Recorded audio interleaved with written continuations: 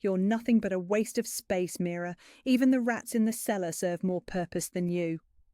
The words cut through her like shards of ice, each syllable designed to remind her of exactly where she stood in the hierarchy of the Shadow Moon Pack. Mira felt them settle into the familiar hollow space in her chest where her self-worth should have been, joining the thousands of other cruel declarations that had carved her into the shape of invisible endurance. Her hands never paused in their steady scrubbing motion across the stone floor of the great hall, the brush wearing her palms raw just as the words wore at what remained of her spirit. Beta Marcus stood above her, his boots so close to her fingers that she could see every scuff mark on the leather. He had always taken particular pleasure in reminding her of her place, especially when his daughter Lyanna was within earshot. Mira kept her eyes down, focused on the stone that would never be clean enough, no matter how hard she scrubbed. "Maybe we should just throw her out with the rest of the garbage," Lyanna's voice drifted from across the hall, sweet as poisoned honey. "The Alpha King arrives tomorrow, and we can't have something so pathetic representing our pack." Mira's wolf stirred for the first time in months, a weak flutter of defiance that she immediately suppressed. Her wolf had been silent for so long that she sometimes wondered if she even had one. The pack healers claimed she was simply a late bloomer, that her wolf would emerge when it was ready, but at 22 she had long since given up hope. In a world where your wolf determined your worth, having no wolf meant having no value at all. The great hall buzzed with nervous energy as pack members prepared for tomorrow's arrival. The Alpha King of the Northern Territories was coming to their compound for the first time in over a century, and everyone knew what that meant. Political alliances, territorial negotiations, and if the rumours were true, he might be seeking a mate. Mira had spent her entire life being told she was nothing, being treated as less than nothing, but as she listened to the excited whispers around her, she couldn't help the tiny spark of curiosity that flickered in her chest. The Alpha King was a legend among their kind, a warrior who commanded not just his own massive pack, but an entire coalition of northern territories. Some said he was descended from the ancient bloodlines, that his power was so overwhelming that even other alphas submitted in his presence, and he was coming here, to their small compound on the edge of the wilderness. "The ceremony preparations need to be perfect," Beta Marcus continued, his voice carrying across the hall as he addressed the gathered pack members. "The Alpha King will judge us by every detail, and I won't have any of you embarrassing the Shadow Moon name." Mira knew she wouldn't be attending any ceremony. Servants like her were meant to remain invisible, to ensure everything ran smoothly from the shadows while the important members of the pack displayed their worth. She had perfected the art of invisibility over the years, moving through the compound like a ghost, unnoticed and unwanted. That had always been enough. It had to be enough, because wanting more was a luxury she couldn't afford. Lyanna swept across the hall in a rustle of expensive silk, her golden hair catching the light from the massive chandelier overhead. She was everything Mira was not: beautiful, powerful, desired. The Beta's daughter had been groomed from birth to catch the eye of important visitors, and tomorrow she would be positioned prominently during the Alpha King's arrival. Everyone expected her to make an impression. "Father, do you think he'll choose someone from our pack?"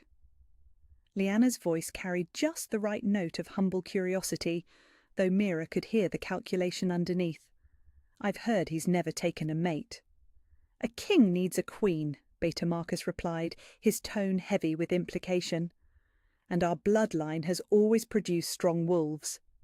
Mira's hands stilled for just a moment as she absorbed the weight of those words. The Alpha King wasn't just coming for politics.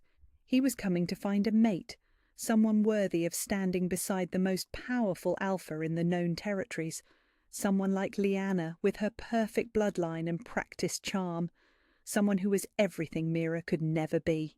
"What about the preparations in the guest quarters?" another pack member asked. "I heard he travels with his warwolves." "3 of them," Beta Marcus confirmed, his voice dropping to something approaching reverence. They say the wolves are as large as horses, bred from ancient bloodlines for battle. They've never been defeated in combat, and they respond only to the Alpha King himself." Mira found herself listening despite her better judgment. War wolves were the stuff of legend, creatures so fierce and loyal that they bonded with only the most powerful alphas. She had never seen one, but the stories described them as massive beasts with intelligence that bordered on supernatural, capable of reading their alpha's thoughts and anticipating his needs. The idea of such creatures existing in the same world as her scrubbing brush and invisible existence seemed impossible. She was so far removed from that kind of power and purpose that they might as well be mythical. "Make sure the compound is spotless," Beta Marcus commanded, his gaze sweeping over the assembled servants. "Every stone, every surface, every corner. The Alpha King's reputation precedes him, and I won't have him finding fault with our hospitality." Mira returned to her scrubbing with renewed intensity, knowing that any imperfection would be blamed on her regardless of who was actually responsible. The brush bit into her palms, drawing thin lines of blood that she ignored. Physical pain was easier to bear than the constant ache of being nobody, of having no purpose beyond ensuring that better people could shine more brightly. As the afternoon wore on, and the hall slowly emptied of pack members retiring to prepare for tomorrow's momentous arrival, Mira remained on her hands and knees, methodically working her way across the endless expanse of stone. The light from the chandelier cast long shadows that seemed to swallow her small form, rendering her even more invisible than usual. She was so absorbed in her task that she almost missed the sound of approaching hoofbeats outside the compound walls. Multiple horses, moving with the kind of precision that spoke of military training and absolute discipline. Her hand stilled on the brush as she lifted her head slightly, listening. The hoofbeats stopped just beyond the main gates, and for a moment the entire compound seemed to hold its breath. Then came the sound of voices, low and commanding, followed by the distinctive howl that made every person within the walls freeze where they stood. It was a sound unlike anything Mira had ever heard, deeper and more resonant than any normal wolf's call. It spoke of ancient power and absolute authority, of a creature that had never known submission or defeat. The sound echoed off the compound walls and seemed to vibrate through the very ground beneath her feet. The Alpha King had arrived a day early. Mira's heart hammered against her ribs as she quickly gathered her cleaning supplies and scrambled toward the servants' entrance. She couldn't be caught in the great hall when he entered, couldn't risk being seen by someone so far above her station. But as she reached the doorway, she couldn't resist one quick glance back toward the main entrance. The massive doors were already swinging open, and through them stepped a figure that seemed to command the very air around him. Even from a distance, even in the shadows of her hiding place, Mira could feel the Alpha King's presence like a physical force. He moved with fluid grace despite his imposing size, and the power radiating from him made her weak wolf whimper somewhere deep in her consciousness.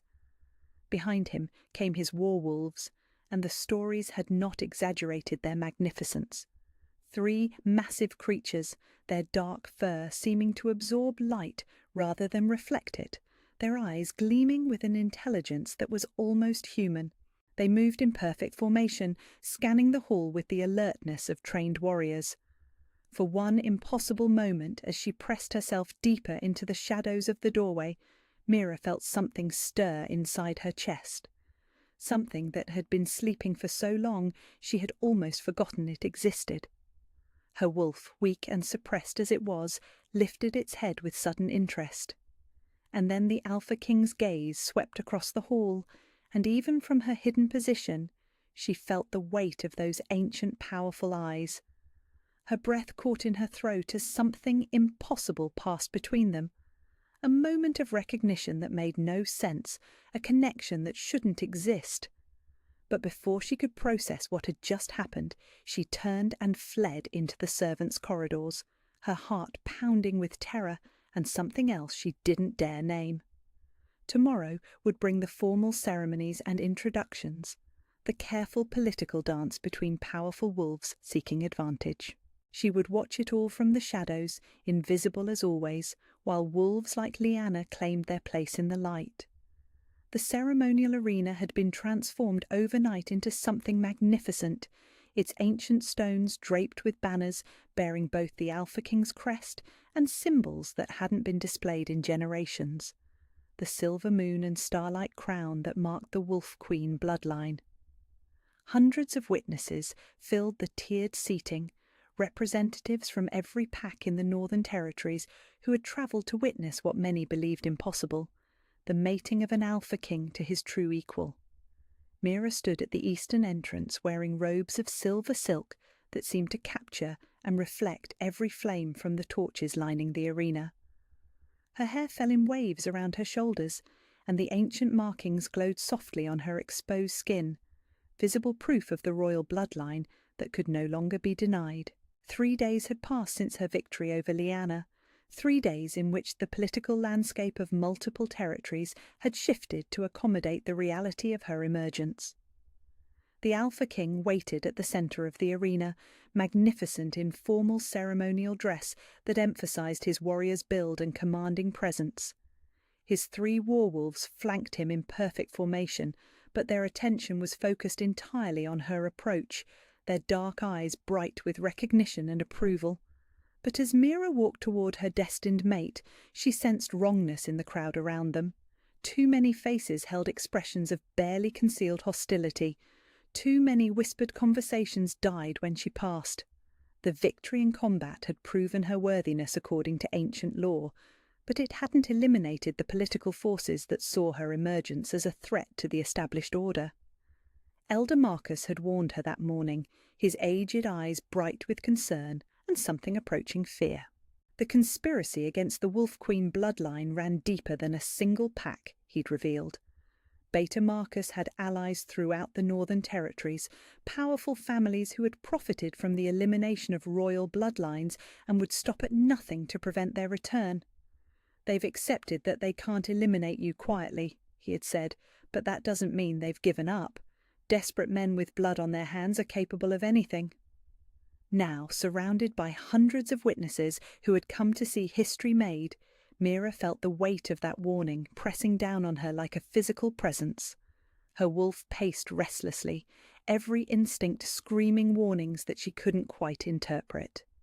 The Alpha King extended his hand as she approached, and the moment their fingers touched, the mate bond flared to life with golden light that was visible to every person in the arena. Gasps and whispers rippled through the crowd as they witnessed the supernatural confirmation of what his warwolves had recognized from the beginning. These two were destined for each other in ways that transcended human politics. "You came," he said quietly, his voice pitched for her ears alone. "Did you doubt I would?" "Never." His golden eyes held hers with intensity that made her heart race. "But I know the cost of what we're doing, the enemies we're making by refusing to bow to political convenience." Before she could respond, the ceremonial horn sounded, calling the assembly to witness the ancient rites that would bind Alpha King to Wolf Queen in bonds that death alone could break. Elder Thorn, the pack's senior spiritual leader, stepped forward carrying scrolls that contained vows older than memory. "We gather tonight to witness the joining of powers that have not been united in 3 generations," he began, his voice carrying clearly across the silent arena. "The Alpha King of the Northern Coalition and the Wolf Queen of the Silver Dawn bloodline, bound by laws that predate our modern understanding." The formal words were beautiful in their antiquity, speaking of balance and partnership rather than dominance and submission. As Mira listened to the ancient vows being recited, she felt her wolf singing with recognition, understanding on some primal level that this was what she had been born for. But the wrongness in the crowd was growing stronger, making her skin crawl with awareness of impending danger. Too many hands rested near concealed weapons, too many faces showed calculation rather than celebration.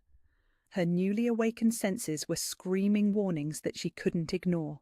The bonds we forge tonight are witnessed by the ancient powers, Elder Thorn continued. Let any who would challenge this union speak now, or hold their peace forever. The silence stretched for a heartbeat too long, heavy with tension that felt ready to snap. Then Beta Marcus rose from his seat, his face a mask of cold determination that made Mira's blood run cold. I challenge the legitimacy of these proceedings, he declared, his voice carrying clearly across the arena. Not through combat, which has been satisfied, but through revelation of deception that voids all claims to royal bloodline. The Alpha King's hand tightened on hers, but she could see the calculated trap being sprung around them. Beta Marcus hadn't accepted defeat. He had simply changed tactics, shifting from physical elimination to political assassination. "Explain yourself," Elder Thorn commanded, though his expression suggested he dreaded what was coming. "The markings that appeared during her transformation were artificially induced," Beta Marcus announced. "My research has revealed that certain rare herbs, when combined with emotional trauma and blood loss, can trigger false manifestations that mimic royal awakening." The lie was masterful in its construction, offering a plausible explanation for what everyone had witnessed, while casting doubt on everything that had followed. Murmurs of uncertainty rippled through the crowd as pack members who had seen her transformation began to question their own eyes. "That's impossible," the Alpha King said, his voice carrying dangerous authority. "The recognition of my warwolves cannot be faked.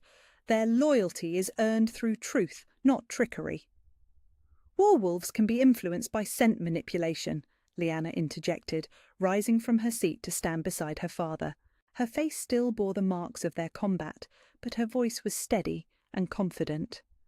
"Certain pheromones can trigger protective responses that mimic natural recognition." More lies, but delivered with such conviction that doubt began to spread through the watching crowd like poison. Mira felt the political ground shifting beneath her feet as those who had reluctantly accepted her emergence found reasons to question what they had witnessed. "Prove it," she said, her voice cutting through the murmured conversations around them. Beta Marcus smiled with vicious satisfaction. "Gladly. Submit to examination by neutral healers from outside territories. Let them test your blood for foreign substances, your scent for artificial enhancement. If you truly carry the Wolf Queen bloodline, such examination will only confirm your legitimacy." The trap was perfectly constructed. The examination he proposed would take days to arrange and conduct, during which time doubt would fester and political alliances could be rebuilt. Even if the test confirmed her legitimacy, the delay would allow her enemies time to plan more direct action. But refusing the examination would be seen as admission of guilt, proof that her claims were indeed fraudulent. Beta Marcus had manoeuvred her into a position where any choice would serve his purposes. "Or," he continued, his voice dropping to something approaching sympathy, "you could acknowledge that you've been manipulated by forces beyond your understanding. Step aside gracefully. Allow the Alpha King to make a choice based on truth rather than supernatural deception." The offer was poisoned honey, designed to sound reasonable while accomplishing his goal of separating her from the mate bond that had already been acknowledged. Around the arena she could see pack members nodding in agreement, swayed by arguments that offered simple explanations for extraordinary events. "The examination is unnecessary," a new voice said, and every head turned toward the source. Elder Marcus stood in the audience, his ancient form seeming to glow with power that made the air itself tremble. In his hands he held documents that looked older than the arena itself, scrolls covered in script that few living wolves could read. "I have here the bloodline records of the Silver Dawn royal family," he announced, his voice carrying to every corner of the arena. "Records that predate the purges, that list every heir born to Queen Seraphina in the years before her death." Beta Marcus's face went white with shock as his father approached the centre of the arena. "Those records were destroyed decades ago, everyone knows." Everyone knows what you wanted them to know, Elder Marcus interrupted. But some secrets are too important to trust to a single hiding place. Elena Moonwhisper was indeed Queen Seraphina's daughter, and her child was born with the full power of the bloodline intact. He unrolled one of the ancient scrolls, revealing genealogies written in silver ink that seemed to glow with its own light. More than that, the records show that Elena's mating was blessed by prophecy. Her daughter was destined to restore balance to the territories, to claim her place beside an Alpha King whose own bloodline traced back to the royal dynasties of old.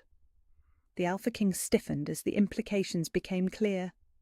His own ancestry, which he had never questioned, suddenly took on new significance in the context of ancient prophecies and destined pairings. "Impossible!" Beta Marcus snarled. "You're fabricating evidence to support a lie that—" His words were cut off as his father's power exploded outward, revealing strength that had been hidden for decades. Elder Marcus wasn't just the pack's oldest member. He was a guardian of secrets, a keeper of truths that had been entrusted to him when the royal bloodlines went into hiding.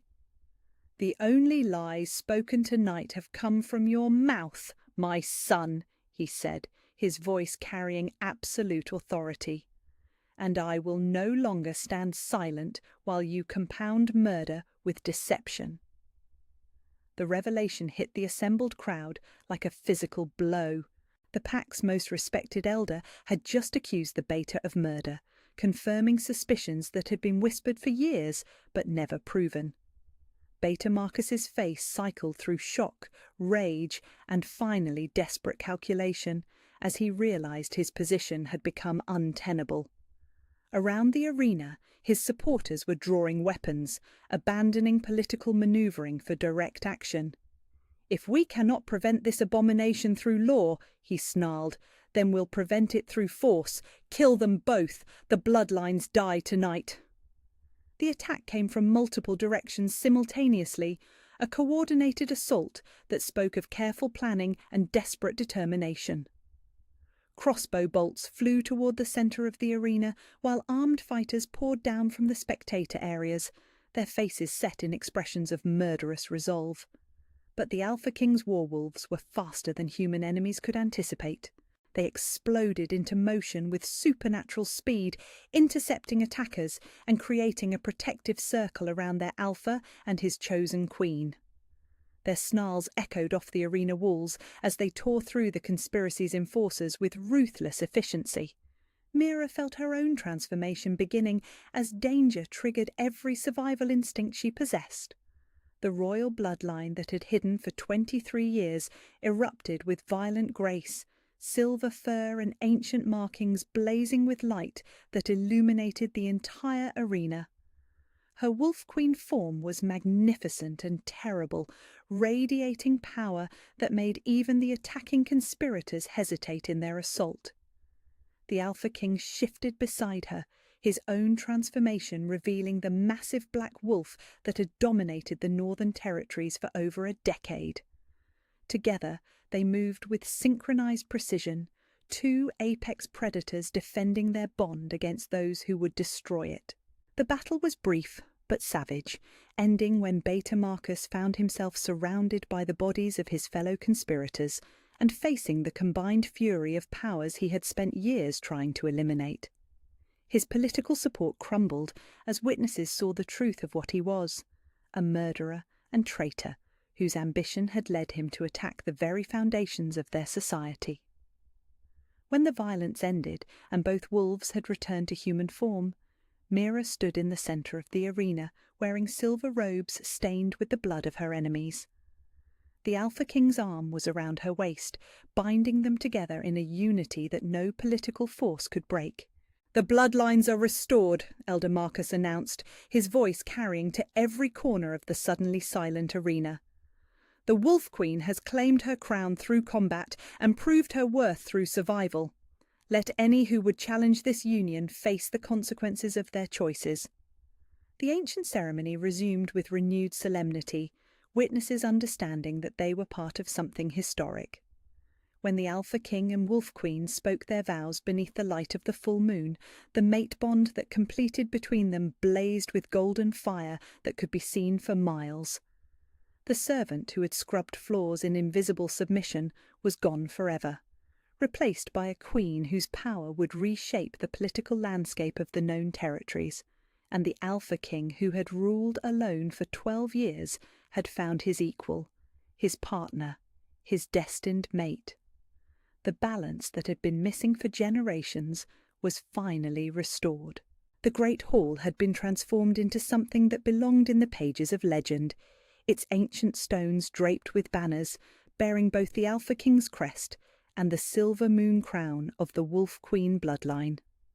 Hundreds of candles cast golden light across surfaces that gleamed with careful attention, and the air itself seemed to thrum with anticipation of the ceremony about to unfold.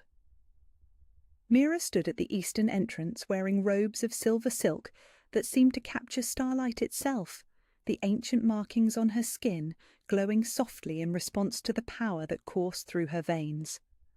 A crown of woven silver and moonstone rested on her brow, marking her not just as the Alpha King's chosen mate, but as a queen in her own right. The transformation from invisible servant to acknowledged royalty was complete, but the magnitude of it still took her breath away. Representatives from every pack in the Northern Territories filled the hall, wolves who had travelled hundreds of miles to witness what many had thought impossible, the formal recognition of a wolf queen and her bonding to an Alpha King of equal power. The political implications would ripple through their world for generations, but tonight was about more than politics. Tonight was about the restoration of balance that had been missing from their society for far too long. The Alpha King waited at the altar, magnificent in ceremonial robes that emphasized his warrior's build and commanding presence. His 3 war-wolves flanked the dais in perfect formation, but their attention was focused entirely on her approach, their dark eyes bright with the recognition that had started everything. Fenris thumped his tail once against the stone floor as she passed, a gesture of approval that made her heart swell with warmth. Elder Marcus stood ready to perform the ceremony, the ancient bloodline records spread before him like sacred texts.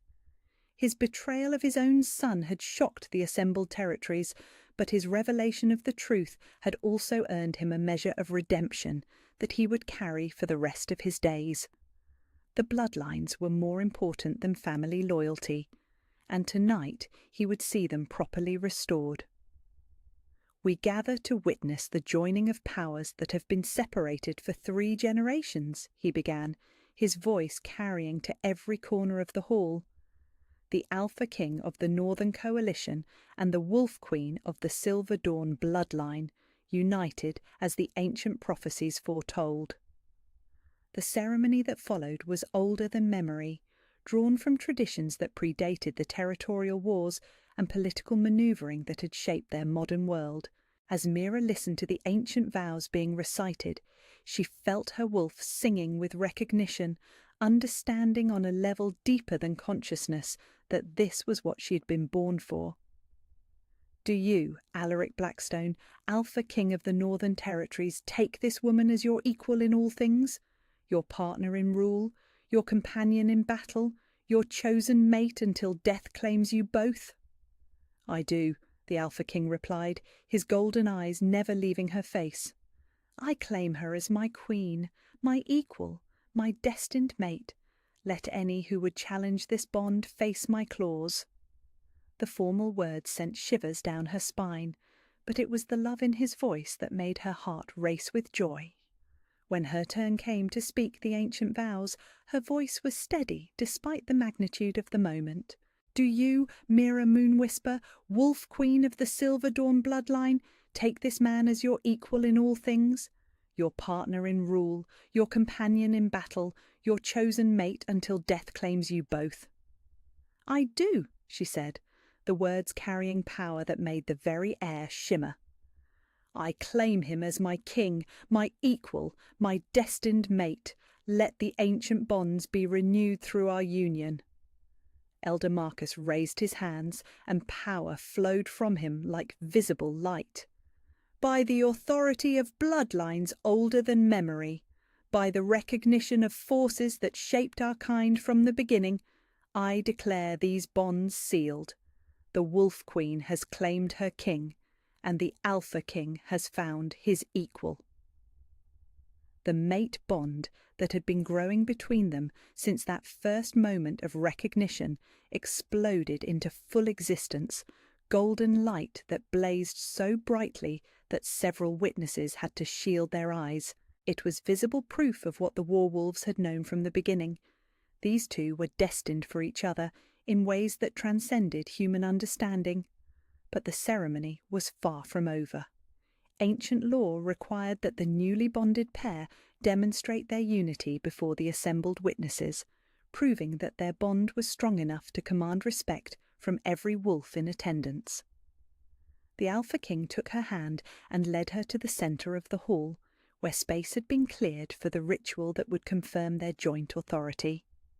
Together they shifted into their wolf forms, the transformation smooth and synchronized after days of practice. His wolf was magnificent in its power, black fur gleaming in the candlelight and golden eyes blazing with authority that had dominated the Northern Territories for over a decade.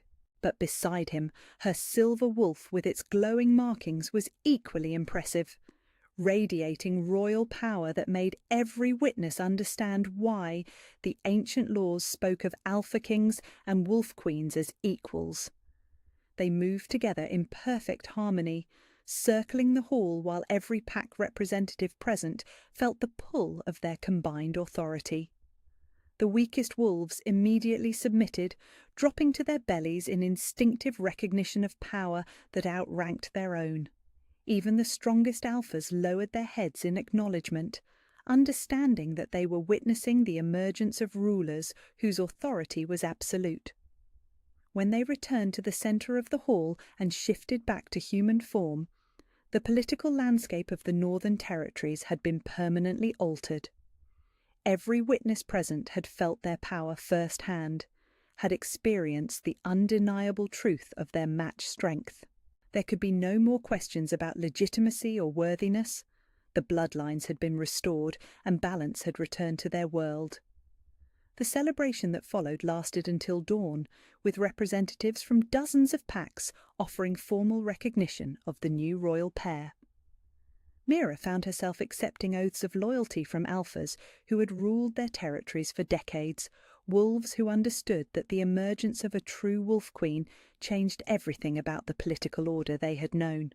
But it was the private moment that came after the public ceremonies that meant the most to her. As the last guests departed and the servants began cleaning the great hall, the Alpha King led her to the balcony that overlooked the compound where her transformation had begun. "How does it feel?" he asked, his arms encircling her from behind as they stood looking out over territory that was now theirs to rule together. "Overwhelming," she admitted, leaning back against his solid warmth. "A week ago I was scrubbing floors and trying to remain invisible. Now I'm a queen with the authority to command entire territories." "You were always a queen," he said, his voice warm against her ear. "The bloodline doesn't lie, Mira. You were born for this, even if it took time for the rest of us to recognize what you were." His werewolves had settled at their feet. The three massive creatures finally relaxed after days of heightened vigilance. Fenris rested his great head on his paws, but his dark eyes remained alert, ready to defend his chosen queen against any threat that might emerge. "What happens now?" she asked. "Now we rule," he replied simply, "together, as equals, the way the ancient laws intended.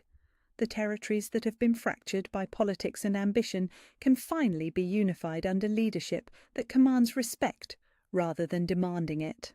The thought was both thrilling and terrifying. She had spent her entire life being told she was worthless, and now she was expected to help govern wolves whose power and experience dwarfed anything she had imagined. But his arms around her waist provided strength, and her wolf purred with contentment at the rightness of their bond. "The other territories will test us," he continued. "There will be those who see our partnership as weakness, who believe that shared power is diminished power.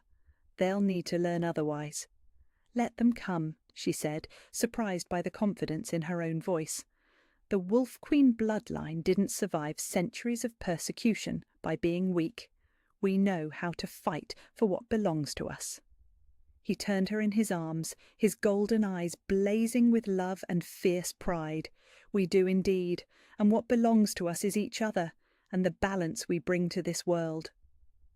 When he kissed her, the mate bond flared between them like golden fire, sealing promises that went deeper than words. The servant who had once believed she was nothing had claimed her crown and her king, proving that worth couldn't be stolen, only hidden. The sun was rising over the compound, painting the sky in shades of gold and silver that seemed to echo the colours of their combined power. Somewhere in the distance, wild wolves howled their recognition of the new order, understanding that balance had returned to their world after generations of absence. The Alpha King's wolves had chosen wisely when they settled at her feet in that moment that changed everything. They had recognized their queen before anyone else understood what they were witnessing, and their loyalty had helped restore the ancient partnerships that made their kind truly strong. As Mira stood in her mate's arms, watching the dawn break over territory that was now theirs to protect and rule, she felt the deep satisfaction of destiny fulfilled. The invisible servant was gone forever, replaced by a queen whose power would reshape their world. The Wolf Queen had claimed her crown, her king, and her rightful place in the order of things, and the balance that had been missing for far too long was finally perfectly restored. 3 months had passed since the night that changed everything, and the Northern Territories had settled into a new rhythm under the joint rule of the Alpha King and his Wolf Queen. The compound that had once been divided by rigid hierarchy now thrived under leadership that valued strength, tempered by compassion, power balanced by wisdom. Mira stood on the palace balcony where so many pivotal moments of her transformation had taken place, watching the morning training sessions in the courtyard below. Pack members who had once dismissed her as worthless now sought her counsel on matters both great and small, having learned that true authority wasn't inherited through bloodline alone, but earned through the choices made when power was finally claimed. The changes ran deeper than politics or protocol. The servants who had once worked in fearful silence now moved with dignity, knowing that their queen had walked in their shoes and understood their worth. The warriors trained with renewed purpose, inspired by leaders who had proven their strength in combat rather than simply commanding from positions of inherited privilege. "You're brooding again," the Alpha King said, approaching from behind with the silent grace that still made her heart skip despite their months of bonding. His arms encircled her waist, and she leaned back into his solid warmth, finding comfort in the steady rhythm of his breathing. "Not brooding," she corrected, placing her hands over his. "Reflecting. There's a difference." "Is there?" His voice held the gentle teasing that had become familiar between them, the easy intimacy of mates who had learned to trust completely in each other's strength. Below them, she could see Liana leading a group of younger pack members through combat drills. The Beta's daughter had surprised everyone with her graceful acceptance of defeat, transforming from bitter rival into one of Mira's most capable lieutenants. The woman who had been raised to rule through beauty and breeding had discovered that true leadership required different qualities entirely. "She's doing well," Mira observed, nodding toward the training session. "She's learned from the best," he replied, and she could hear the pride in his voice. "You've shown her what real strength looks like, not the performance of power, but the reality of it." The transformation hadn't been easy for any of them. The territories that had operated under fractured leadership for generations required careful management to prevent old grudges from erupting into open warfare. But together, they had proven that balanced rule created stability in ways that domination never could. Fenris appeared at the balcony entrance, his massive form moving with the easy confidence of a creature utterly secure in his place in the world. The great werewolf had become even more protective since his queen's transformation, if such a thing were possible, but his vigilance had taken on a different quality. Where once he had guarded against threats to her safety, now he protected something far more precious. "Is it time?" the Alpha King asked, reading his companion's behaviour with the intuitive understanding that came from years of partnership. Fenris thumped his tail once against the stone floor, the gesture that had become his signature form of approval.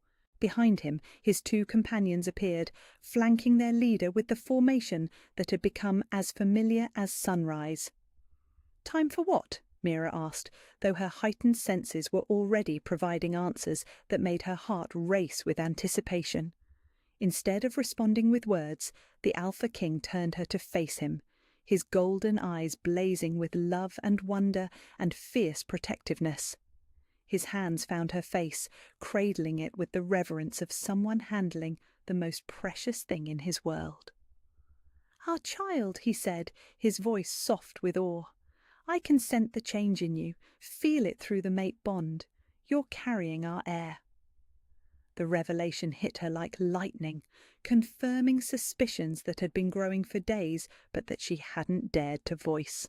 Her hand moved instinctively to her still flat stomach, where new life was already beginning to grow. A child who would carry the bloodlines of both Alpha King and Wolf Queen, born into a world that had been transformed by their parents' love. "A child," she breathed, the magnitude of it stealing her breath. "Our child." "The prophecies spoke of it," he said, his thumbs tracing gentle circles on her cheeks. "The heir who would unite the bloodlines permanently, ensuring that the balance we've restored can never again be lost." Around them, his warwolves had settled into protective positions, their instincts already attuned to the precious life that was beginning within her. They would guard this child as fiercely as they had guarded its parents, ensuring that the next generation of royal blood would grow up safe and strong. "Are you ready for this?" she asked, suddenly overwhelmed by the responsibility of carrying not just a child but the future of their combined bloodlines. "With you?" His smile was radiant with joy and absolute certainty. "I'm ready for anything." The months that followed passed in a blur of preparation and anticipation. The compound buzzed with excited energy as word spread throughout the territories that the royal pair was expecting their first child. Gifts arrived from packs across the known world, acknowledgements of the significance of this birth to the future of their kind. But it was the quiet moments that meant the most, evenings when they would sit by the fire while he read ancient stories about the legendary partnerships of Alpha Kings and Wolf Queens. Mornings when she would stand on their balcony with his hands on her growing belly, feeling their child respond to its father's voice with gentle kicks that made them both laugh with delight.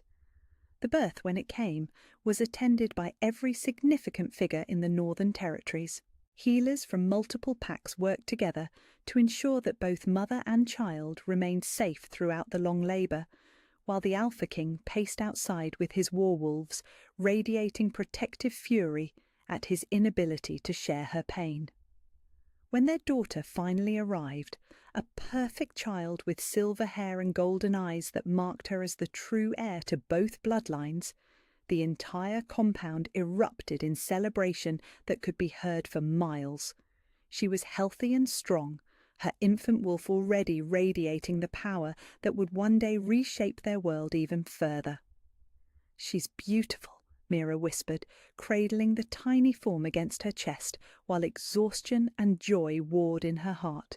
"She's perfect," the Alpha King agreed, his voice rough with emotion as he traced one finger along his daughter's tiny hand. The bloodlines united, the prophecy fulfilled, the future secured. They named her Elena, for the mother whose sacrifice had made this moment possible, and Seraphina for the queen, whose bloodline had finally found its way back to the light. Princess Elena Seraphina Blackstone Moonwhisper, heir to powers that had been separated for generations, and now flowed together in perfect harmony. The years that followed were golden ones for the Northern Territories. Under the balanced leadership of Alpha King and Wolf Queen, the fractured packs were unified into a coalition that brought peace and prosperity to regions that had known only conflict for generations. Their daughter grew strong and bright, already showing signs of the extraordinary power she would one day wield. But it was the quiet evening moments that Mira treasured most, times when the three of them would sit together in their private chambers while the Alpha King told stories of the ancient partnerships, and little Elena listened with the solemn attention of a child who somehow understood the importance of her heritage.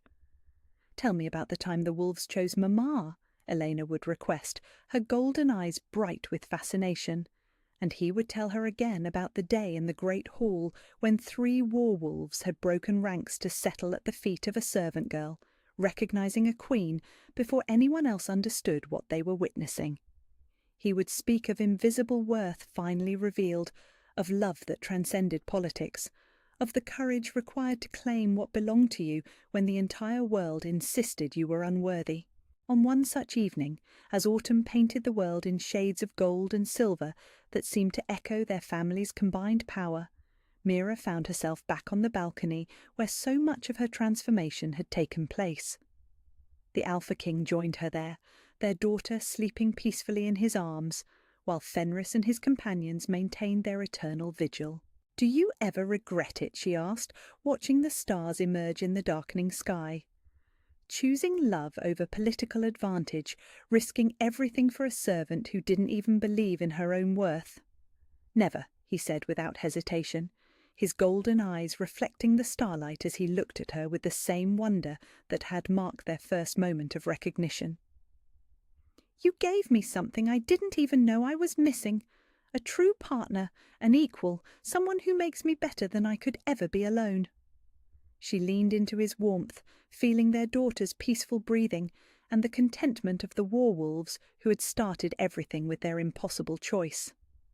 The servant who had once scrubbed floors in invisible desperation was gone, replaced by a queen whose love had transformed not just her own life, but the political landscape of their entire world. "When I stopped believing I was worthless," she said, echoing words that had become something of a motto between them, "everything changed." "When I stopped letting politics dictate my heart," he replied, "I found the missing half of my soul." Above them, the stars shone down on a world transformed by recognition and love, by the courage to see worth where others saw nothing, by the wisdom to choose balance over domination. The Wolf Queen had claimed her crown and her king, proving that some bonds were stronger than politics, some truths more powerful than fear. The Alpha King's wolves had passed by the entire pack that day in the Great Hall, rejecting every option presented to them in favour of the invisible servant who carried royal blood in her veins. Their choice had changed everything, restoring balance to a world that had forgotten what true partnership could accomplish. And in the quiet peace of evening, surrounded by the love that had conquered every obstacle, Mira knew that some fairy tales were worth the battle required to make them real. The morning arrived with cruel efficiency, dragging Mira from her restless sleep in the servants' quarters before dawn had fully broken. She had dreamed of golden eyes and impossible recognition, of power that made her weak wolf sing with longing she didn't understand. But dreams were luxuries she couldn't afford, especially not today. The Alpha King's early arrival had thrown the entire compound into chaos. What should have been careful, practiced preparations had become frantic, scrambling, as pack members rushed to ensure everything was perfect for the formal greeting ceremony. Mira moved through the corridors like a ghost, carrying linens and setting up serving stations, while the important members of the pack readied themselves for the most significant day in Shadow Moon history. She could feel the change in the very air of the compound, a subtle shift in energy that made every wolf more alert, more aware. The Alpha King's presence was like a gravitational force, drawing everything and everyone into his orbit, whether they wanted to be or not. Even the servants whispered his name with reverence and fear, speaking of the legend that had arrived at their gates. "Did you see the size of those wolves?" one of the kitchen maids breathed as Mira collected empty breakfast trays. "They're massive, like something out of the old stories." "I heard they can tear a man in half without breaking stride," another servant replied, her voice barely above a whisper. "And they've never disobeyed the Alpha King, not once in all the years he's ruled the Northern Territories." Mira said nothing, but she remembered the moment those ancient, intelligent eyes had swept across the great hall. There had been something in their gaze that spoke of loyalty deeper than mere training, of bonds forged in battle and tempered by absolute trust. The war-wolves weren't just weapons or companions, they were extensions of the Alpha King's will made manifest. The formal ceremony was set to begin at midday in the main courtyard, where the entire pack would gather to formally welcome their legendary guest. Mira's role was to ensure the serving stations were perfectly arranged and then disappear before the important members arrived. She was to be invisible, a function rather than a person, ensuring the ceremony proceeded without disruption. But as she worked in the shadow of the Great Hall's windows, she couldn't shake the memory of that moment when the Alpha King's gaze had found her hiding place. It had lasted no more than a heartbeat, but something had passed between them that defied explanation. Recognition, awareness, a connection that made no sense given the vast gulf between their stations. Her wolf had felt it too, stirring with more life than it had shown in years. The weak, suppressed creature that dwelt somewhere in her chest had lifted its head with sudden interest, as if hearing a call meant specifically for its ears. The sensation had terrified her then, and it terrified her now as she tried to focus on arranging crystal glasses that would hold wine she was not worthy to taste. "Mira!" Beta Marcus's voice cracked across the courtyard like a whip, making her flinch. "Those linens need to be pressed again. I can see wrinkles from here." She bowed her head in acknowledgement, gathering the offending cloths without a word of protest. There were no wrinkles, she had pressed them twice already, but contradicting the Beta was unthinkable. Her place was to accept criticism and correct whatever faults were attributed to her, regardless of their validity.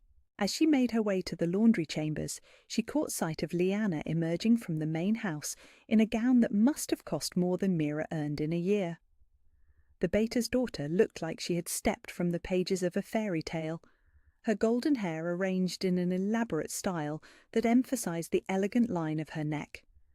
Everything about her presentation screamed worthiness, breeding, the kind of perfection that caught and held powerful attention.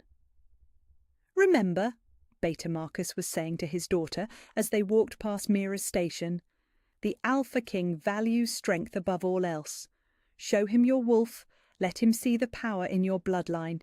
This could be our family's greatest opportunity."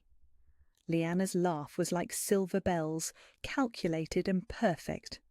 "Of course, father, I've been preparing for this my entire life." Mira pressed the already perfect linens with mechanical precision, trying not to listen to their confident planning. This was what preparation looked like when you mattered, when you had value beyond your ability to scrub floors and remain unseen. Liana would stand in the sunlight of the Alpha King's attention while Mira hid in the shadows, and that was the natural order of things. That had always been enough. It had to be enough. The sound of approaching footsteps made her look up from her work, and her breath caught in her throat. The Alpha King himself was walking through the corridor, moving with that fluid grace that seemed to defy his imposing size. Up close, he was even more overwhelming than she had imagined. Power radiated from him in waves, making her weak wolf whimper and submit before she even realized what was happening. He was tall enough that she had to crane her neck to see his face, broad-shouldered and built like a warrior who had earned his position through strength rather than birthright. His dark hair was longer than fashion dictated, giving him a slightly wild appearance that only emphasized his dangerous appeal. But it was his eyes that held her captive, golden like molten metal, ancient and knowing in a way that suggested he had seen more than any one person should. Those eyes found her across the corridor and held her gaze with an intensity that made the world narrow to just this moment. Time seemed to slow as he studied her face, and she saw something flicker in those golden depths. Surprise, perhaps, or recognition. Her wolf stirred again, stronger this time, lifting its head with sudden alertness. For one impossible moment she felt an answering call from somewhere deep inside his chest, as if some part of him was reaching out to some part of her. The sensation was so unexpected, so overwhelming, that she took an involuntary step backward. "Forgive me," she whispered, dropping her gaze to the floor as protocol demanded. "I didn't mean to stare." But he didn't move past her as she expected. Instead, he stepped closer, and she could feel the heat radiating from his body, could smell the scent that was uniquely his, pine and leather, and something wild that made her wolf sing with longing. "What's your name?" His voice was exactly what she had expected, deep and commanding, with an authority that brooked no disobedience. But underneath the command was something else, something almost gentle. "Mira," she managed, still staring at the floor. "I'm just a servant, my lord. I shouldn't have been in your way. Look at me." The command was impossible to disobey, delivered with the kind of absolute authority that made her wolf submit before her conscious mind could interfere. She lifted her eyes to meet his gaze and felt the world tilt on its axis. Up close, those golden eyes held depths she hadn't noticed before, layers of pain and loneliness that seemed at odds with his legendary status. "You're not just anything," he said quietly, and something in his tone made her chest tighten with emotions she couldn't name. "I can feel your wolf." The statement should have been impossible. Her wolf was weak, suppressed, barely there at all. But as he spoke, she felt that sleeping part of herself respond with more life than it had shown in years. It lifted its head and looked back at him through her eyes, recognizing something in him that called to its deepest nature. "I don't understand," she whispered. Before he could respond, the sound of approaching voices interrupted the moment. Beta Marcus and Lyanna were returning from their preparations, their laughter carrying down the corridor. The Alpha King stepped back, putting proper distance between himself and a mere servant, but his eyes never left her face. "The ceremony begins soon," he said, his voice returning to its formal tone. But there was something in his expression that suggested their conversation was far from over. "Yes, my lord," she replied, bowing her head as propriety demanded. He walked away then, moving toward the main courtyard, where the Pax elite waited to shower him with attention and offers of alliance. But as he disappeared around the corner, Mira pressed her hand to her chest and felt her wolf pacing restlessly, awakened by something it had sensed in the Alpha King's presence.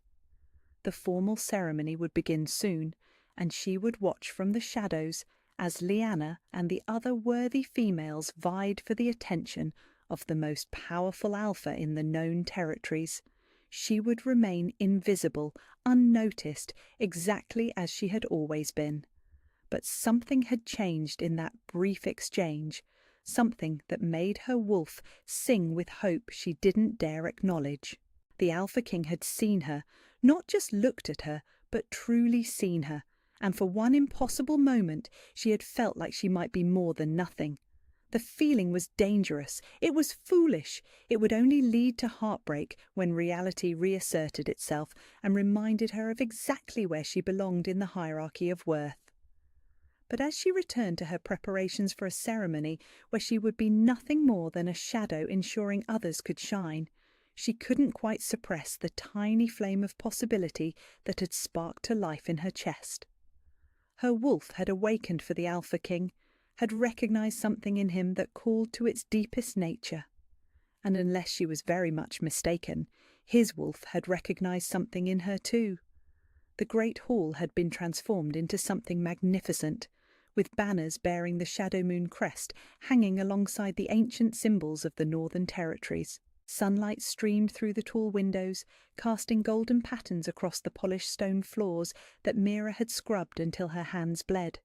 Every surface gleamed, every detail perfect for the most important gathering in the pack's recent history.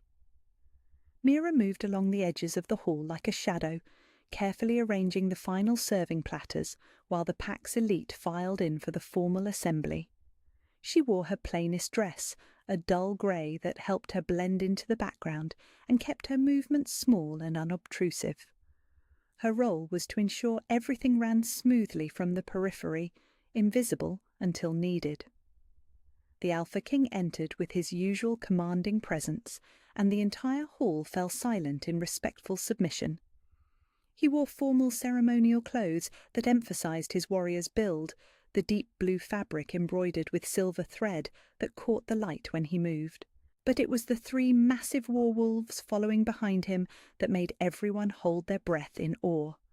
They were even more magnificent in the full light of day. The largest stood nearly 4 feet at the shoulder, his dark coat seeming to absorb light rather than reflect it. His companions were only slightly smaller, but all 3 moved with the fluid grace of predators who had never known defeat. Their eyes held an intelligence that was almost human, scanning the assembled pack members with alert awareness. "Welcome, Alpha King," Beta Marcus said, stepping forward with a formal bow. "The Shadow Moon Pack is honoured by your presence in our territory." "The honour is mine," the Alpha King replied, his deep voice carrying easily across the hall. "Your pack's reputation for strength and loyalty precedes you." Mira positioned herself near the serving station, close enough to fulfill her duties, but far enough to avoid drawing attention. She tried to focus on her tasks, but she couldn't help stealing glances at the Alpha King as he moved through the formal greetings and introductions. Every gesture spoke of absolute authority, tempered by careful diplomacy. Lyanna stepped forward when her turn came, resplendent in a gown of deep emerald that complemented her golden hair perfectly. She moved with practiced grace, every gesture calculated to display her worthiness as a potential mate. Her wolf radiated power and breeding, the kind of strength that would appeal to any alpha seeking to strengthen his bloodline. "Alpha King," Lyanna said, offering a perfect curtsy. "I am Lyanna, daughter of Beta Marcus. My family has served the Shadow Moon Pack for 7 generations." The Alpha King inclined his head respectfully, but Mira noticed his attention seemed distant, as if his thoughts were elsewhere. His war-wolves remained at his side in perfect formation, their dark eyes constantly scanning the room with professional vigilance. The formal presentations continued as other eligible females were introduced, each one more beautiful and accomplished than the last. Pack leaders spoke of bloodlines and alliances, of the benefits that would come from uniting their territories with the Northern Coalition. It was a careful dance of politics and power, with the Alpha King at the centre of it all. Mira tried to remain focused on her duties, refilling wine glasses and ensuring the serving platters remained full. But as she moved through her tasks, she became increasingly aware that something was wrong. The Alpha King's war-wolves were growing restless, their alert stillness giving way to subtle signs of agitation. The largest wolf lifted his head, nostrils flaring as he scented the air. His companions followed suit, their perfect formation beginning to waver as they tested scents and exchanged glances that seemed almost like communication. Their behaviour was so subtle that most of the pack members didn't notice, too focused on the political theatre playing out before them. But Mira noticed, and more troubling still, her own weak wolf was responding to their agitation with growing alertness. The sleeping creature in her chest was lifting its head, stirring with more life than it had shown in years. She pressed a hand to her chest, trying to calm the strange sensation, but it only seemed to intensify. The Northern Territories would benefit greatly from an alliance with Shadow Moon, Beta Marcus was saying, his voice carrying the weight of careful negotiation. Our bloodlines have produced strong warriors for centuries. The Alpha King nodded politely, but Mira could see that his attention was increasingly divided. His golden eyes kept flicking toward his werewolves, reading their behavior with the kind of intimate knowledge that came from years of partnership. Something was happening that only he and his wolves understood. Then, without warning, everything changed. The largest werewolf lifted his massive head and released a low whine that cut through the formal conversation like a blade. Every person in the hall froze as the sound echoed off the stone walls, a note of longing so pure and desperate that it made Mira's chest tighten with recognition. "Fenris," the Alpha King said quietly, his voice carrying a note of confusion. "What is it?" The wolf named Fenris ignored his Alpha's question, his dark eyes scanning the hall with increasing urgency. His companions flanked him, their own agitation becoming more pronounced as they searched for something their senses had detected, but their eyes couldn't locate.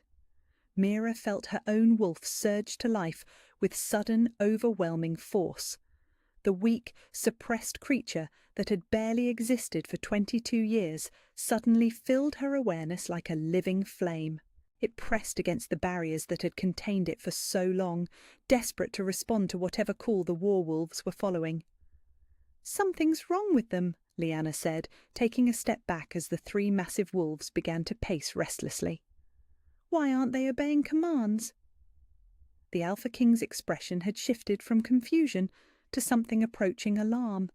In all his years of partnership with these creatures, they had never disobeyed him, never shown anything but absolute loyalty and discipline.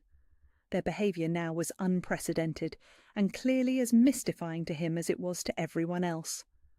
Fenris released another whine, this one even more desperate than the first. His massive head turned toward the serving area, where Mira stood frozen, and their eyes met across the crowded hall. Something passed between them in that moment, a recognition so profound that it made her gasp aloud. Then, as every person in the hall watched in stunned silence, Fenris broke formation. The massive wolf padded across the polished stone floor with deliberate purpose, ignoring his Alpha's sharp command to return. His companions followed without hesitation, abandoning their positions to trail behind their leader. The sound of their claws on stone was the only noise in the suddenly silent hall. Mira's heart hammered against her ribs as she realized the werewolves were coming directly toward her. She pressed herself against the serving table, trying to make herself smaller, invisible, anything to avoid the attention of creatures that could tear her apart without effort. But there was nowhere to hide, nowhere to run. Fenris reached her first, his massive head level with her chest as he stood before her. For one terrifying moment, she expected teeth and claws, expected the violence that werewolves were bred for. Instead, the great creature lowered himself to the floor at her feet and settled there with a contented rumble that vibrated through his chest. His companions followed suit, arranging themselves around her in a protective semicircle.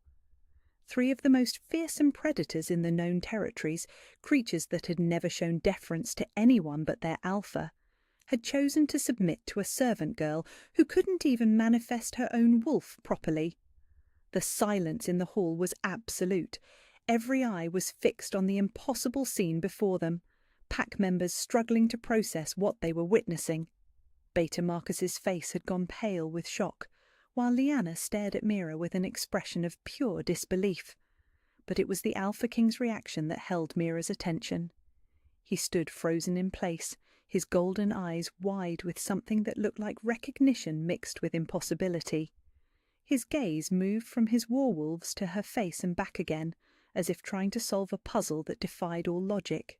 "This is impossible," someone whispered, breaking the spell of silence. "Werewolves don't submit to anyone except their Alpha." "They've never done this before," another voice added. "Not in all the years he's ruled the Northern Territories." Mira looked down at Fenris, who gazed back at her with eyes that held intelligence and something else. Acceptance. His massive head rested on his paws, but she could feel his alert awareness, his absolute certainty that he belonged exactly where he was. The other two wolves flanked her like honor guards, their presence both protective and possessive. Her own wolf was singing now, fully awake for the first time in her life. The weak, suppressed creature had transformed into something vibrant and alive, responding to the werewolf's recognition with joy so pure it brought tears to her eyes. She felt complete in a way she had never experienced, as if pieces of herself she hadn't known were missing had suddenly clicked into place. Mira. The Alpha King's voice cut through the whispered conversations around them, and she lifted her eyes to meet his gaze. There was something in his expression that made her breath catch, wonder, confusion, and underneath it all, a hunger that spoke of recognition on the deepest possible level. "I don't understand," she whispered, her voice barely audible in the vast hall. "Neither do I," he replied, but as he spoke, he took a step toward her, then another.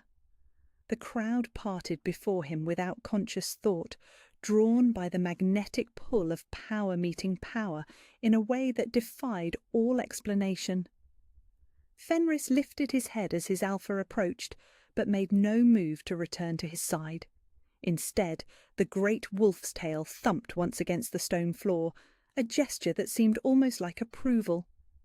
His companions remained equally unmoved, content in their chosen positions around Mira's feet. The Alpha King stopped just out of arm's reach, close enough that she could see the gold flecks in his eyes, the way his hands clenched and unclenched as if he was fighting the urge to reach for her. When he spoke, his voice was quiet enough that only she could hear. "They've never chosen anyone before," he said. "In 12 years of partnership, they've shown deference only to me. Until now." Mira felt heat creep up her neck as the weight of every gaze in the hall pressed down on her. She was nobody, nothing, a servant who existed only to ensure that better people could shine more brightly. This attention was wrong, dangerous, impossible. But the warwolves at her feet seemed to disagree. Fenris rumbled contentedly, his presence both protective and possessive. Whatever they sensed in her, whatever they recognized, it was real enough to override years of training and absolute loyalty to their alpha. And deep in her chest, her newly awakened wolf was singing with recognition, calling out to something in the Alpha King that answered with equal intensity. She didn't understand what was happening, but she could feel the truth of it in her bones. Something had changed forever. Something had been recognized that could never be taken back. The formal ceremony lay in ruins around them, political alliances forgotten in the face of supernatural impossibility. But as Mira looked into the Alpha King's golden eyes and saw her own confusion and wonder reflected there, she realized that perhaps some things were more important than politics. Perhaps some connections were written in the stars themselves, recognized by creatures whose loyalty could not be bought or commanded, only earned through truths too deep for human understanding. The aftermath of the ceremony rippled through the Shadow Moon compound like aftershocks from an earthquake. In the 3 days since the war wolves had chosen Mira, the entire pack had been consumed with whispered conversations and furtive glances, everyone struggling to make sense of what they had witnessed. The impossible had become reality, and no one knew how to respond. Mira found herself caught in a storm of attention she had never experienced and didn't want. Pack members who had looked through her for years now stared openly, their expressions ranging from confusion to suspicion to barely concealed resentment. She had become visible in the most dangerous possible way, thrust into a spotlight that felt more like a target painted on her back.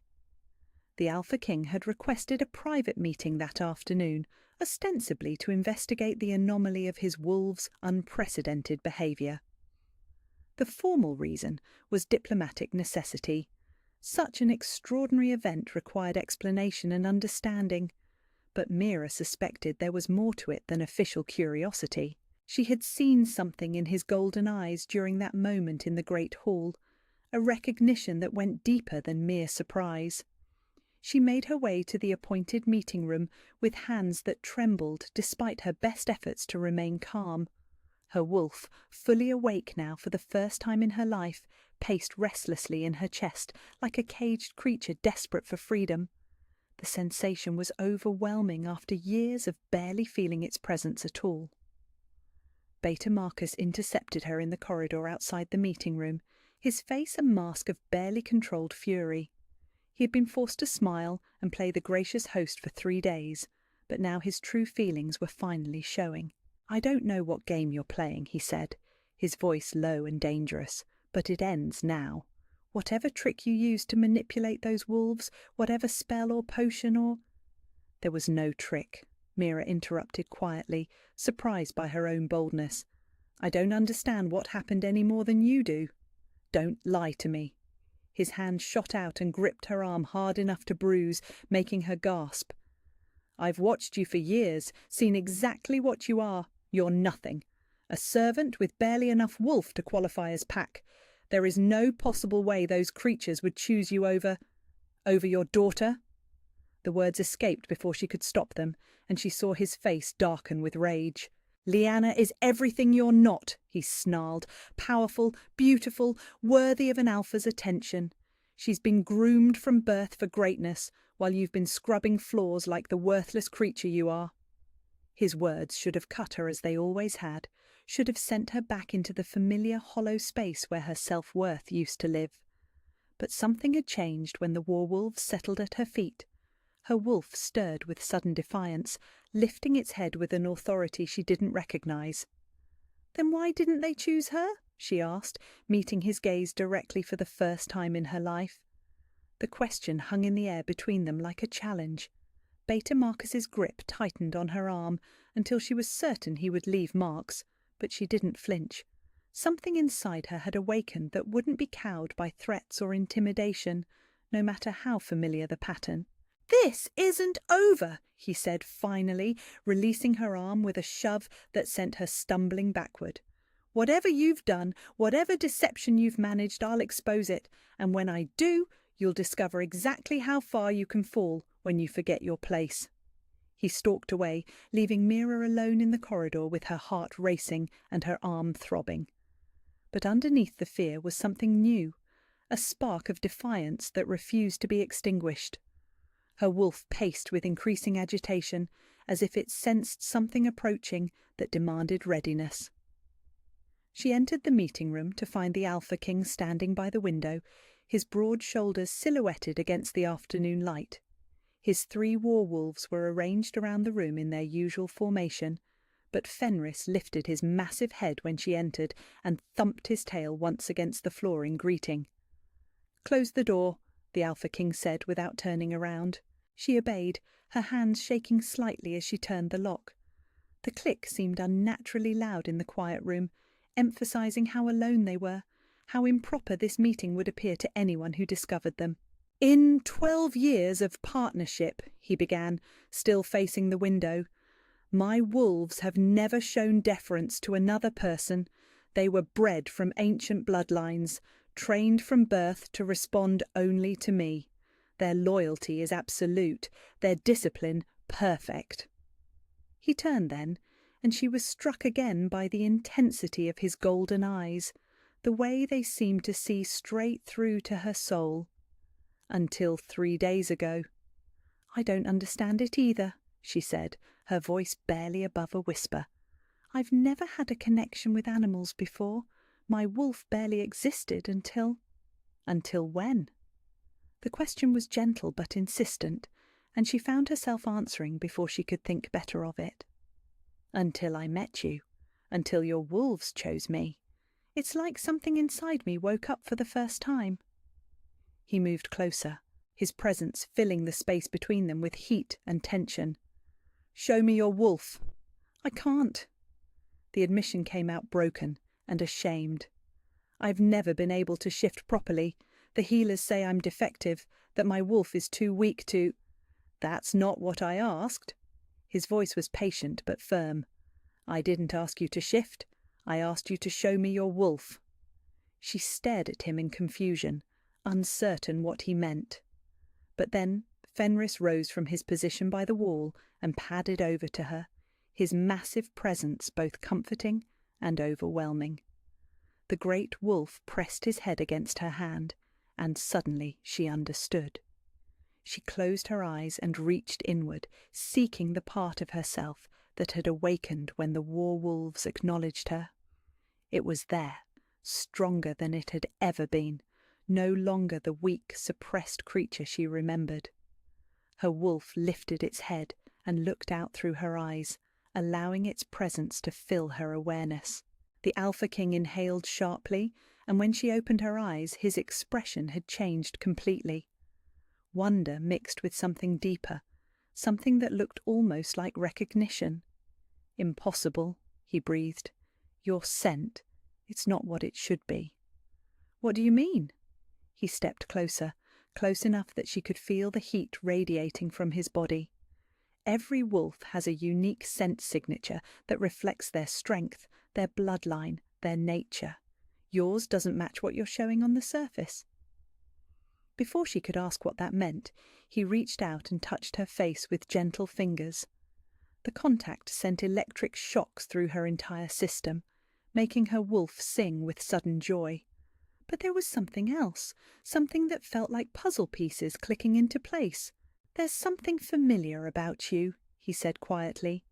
"Something that calls to my wolf in ways I don't understand." As if summoned by his words, his other two war-wolves rose and approached them.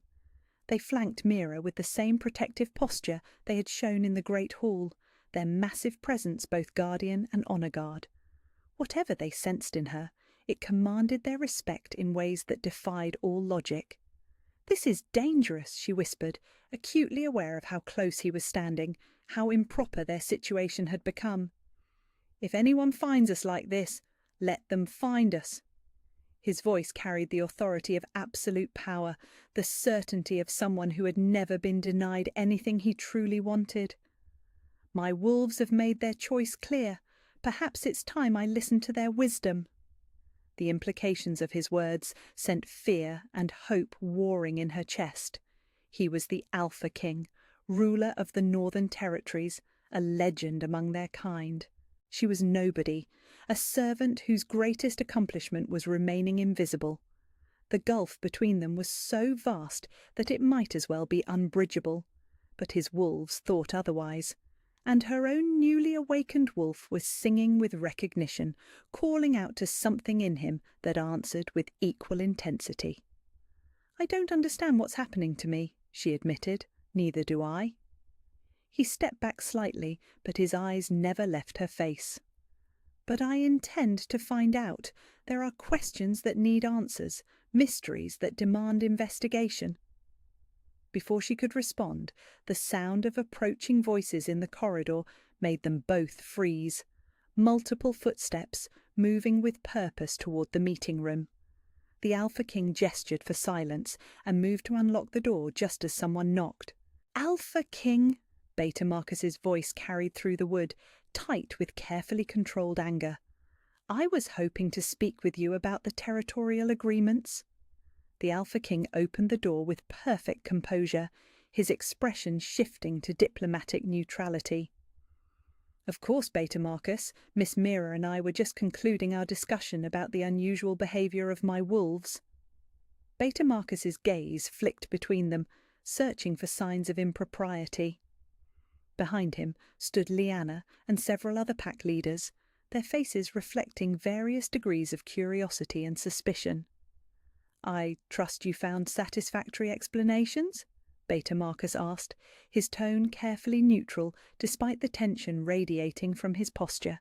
"Some questions require more investigation than others," the Alpha King replied smoothly. "But I believe we're beginning to understand the nature of the anomaly." Mira felt the weight of all their gazes pressing down on her, the familiar sensation of being scrutinized and found wanting. But this time, something was different. Fenris remained at her side, his massive presence a silent declaration that she was under the protection of the most powerful alpha in the known territories, And her wolf, fully awake now for the first time in her life, refused to cower under their judgment. "If you'll excuse me," she said quietly, "I have duties to attend to." She moved toward the door, but as she passed the Alpha King, he caught her hand briefly. The contact lasted no more than a heartbeat, but it was enough to send warmth racing up her arm and make her wolf purr with contentment. "We'll continue this conversation later," he said, his voice pitched low enough that only she could hear. It was a promise and a warning and a declaration all wrapped into one. As she left the room and made her way through corridors that suddenly felt charged with possibility, Mira pressed her free hand to her chest and felt her wolf pacing with anticipation. Something had awakened that could never be put back to sleep. Something had been recognized that could never be denied, no matter how many people insisted it was impossible. The war wolves had made their choice, and with it, they had changed everything. The forest that bordered the eastern edge of the compound had always been Mira's refuge, the one place where she could escape the weight of constant judgment and find something approaching peace. But as she made her way along the familiar path 3 nights after her private meeting with the Alpha King, she carried with her a summons that changed everything.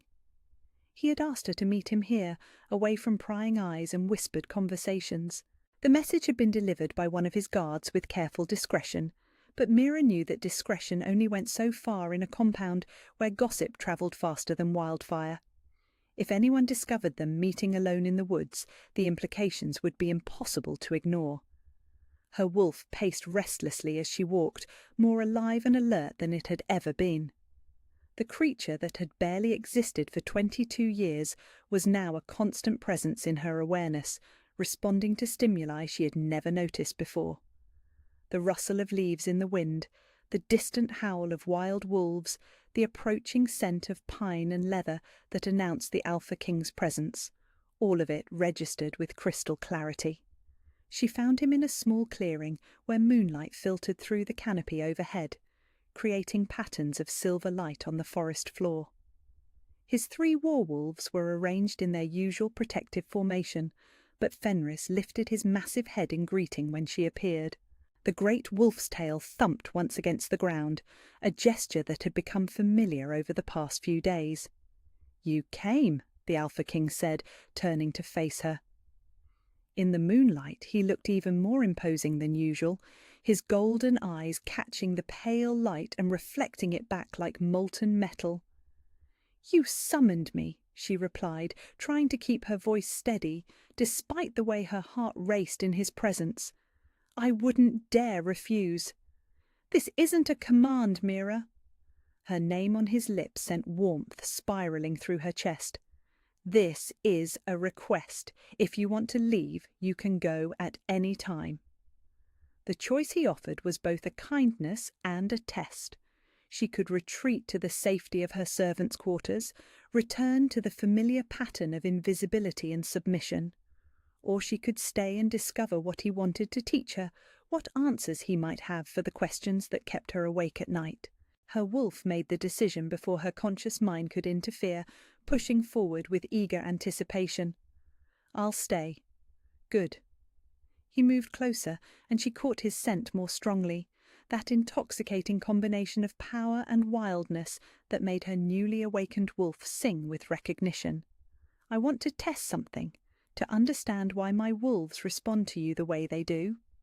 He gestured toward a fallen log at the edge of the clearing, and she saw that it wasn't empty. 3 wild rabbits huddled there, their eyes wide with terror as they sensed the predators surrounding them. They should have fled the moment the war-wolves arrived, should have scattered to the safety of the underbrush. Instead, they remained frozen in place, trapped by fear. "Call to them," the Alpha King said quietly. "I don't understand." "Your wolf knows how. Trust it." Mira stared at the terrified creatures, feeling helpless and fraudulent. She had no special connection with animals, no mystical ability to command their behaviour.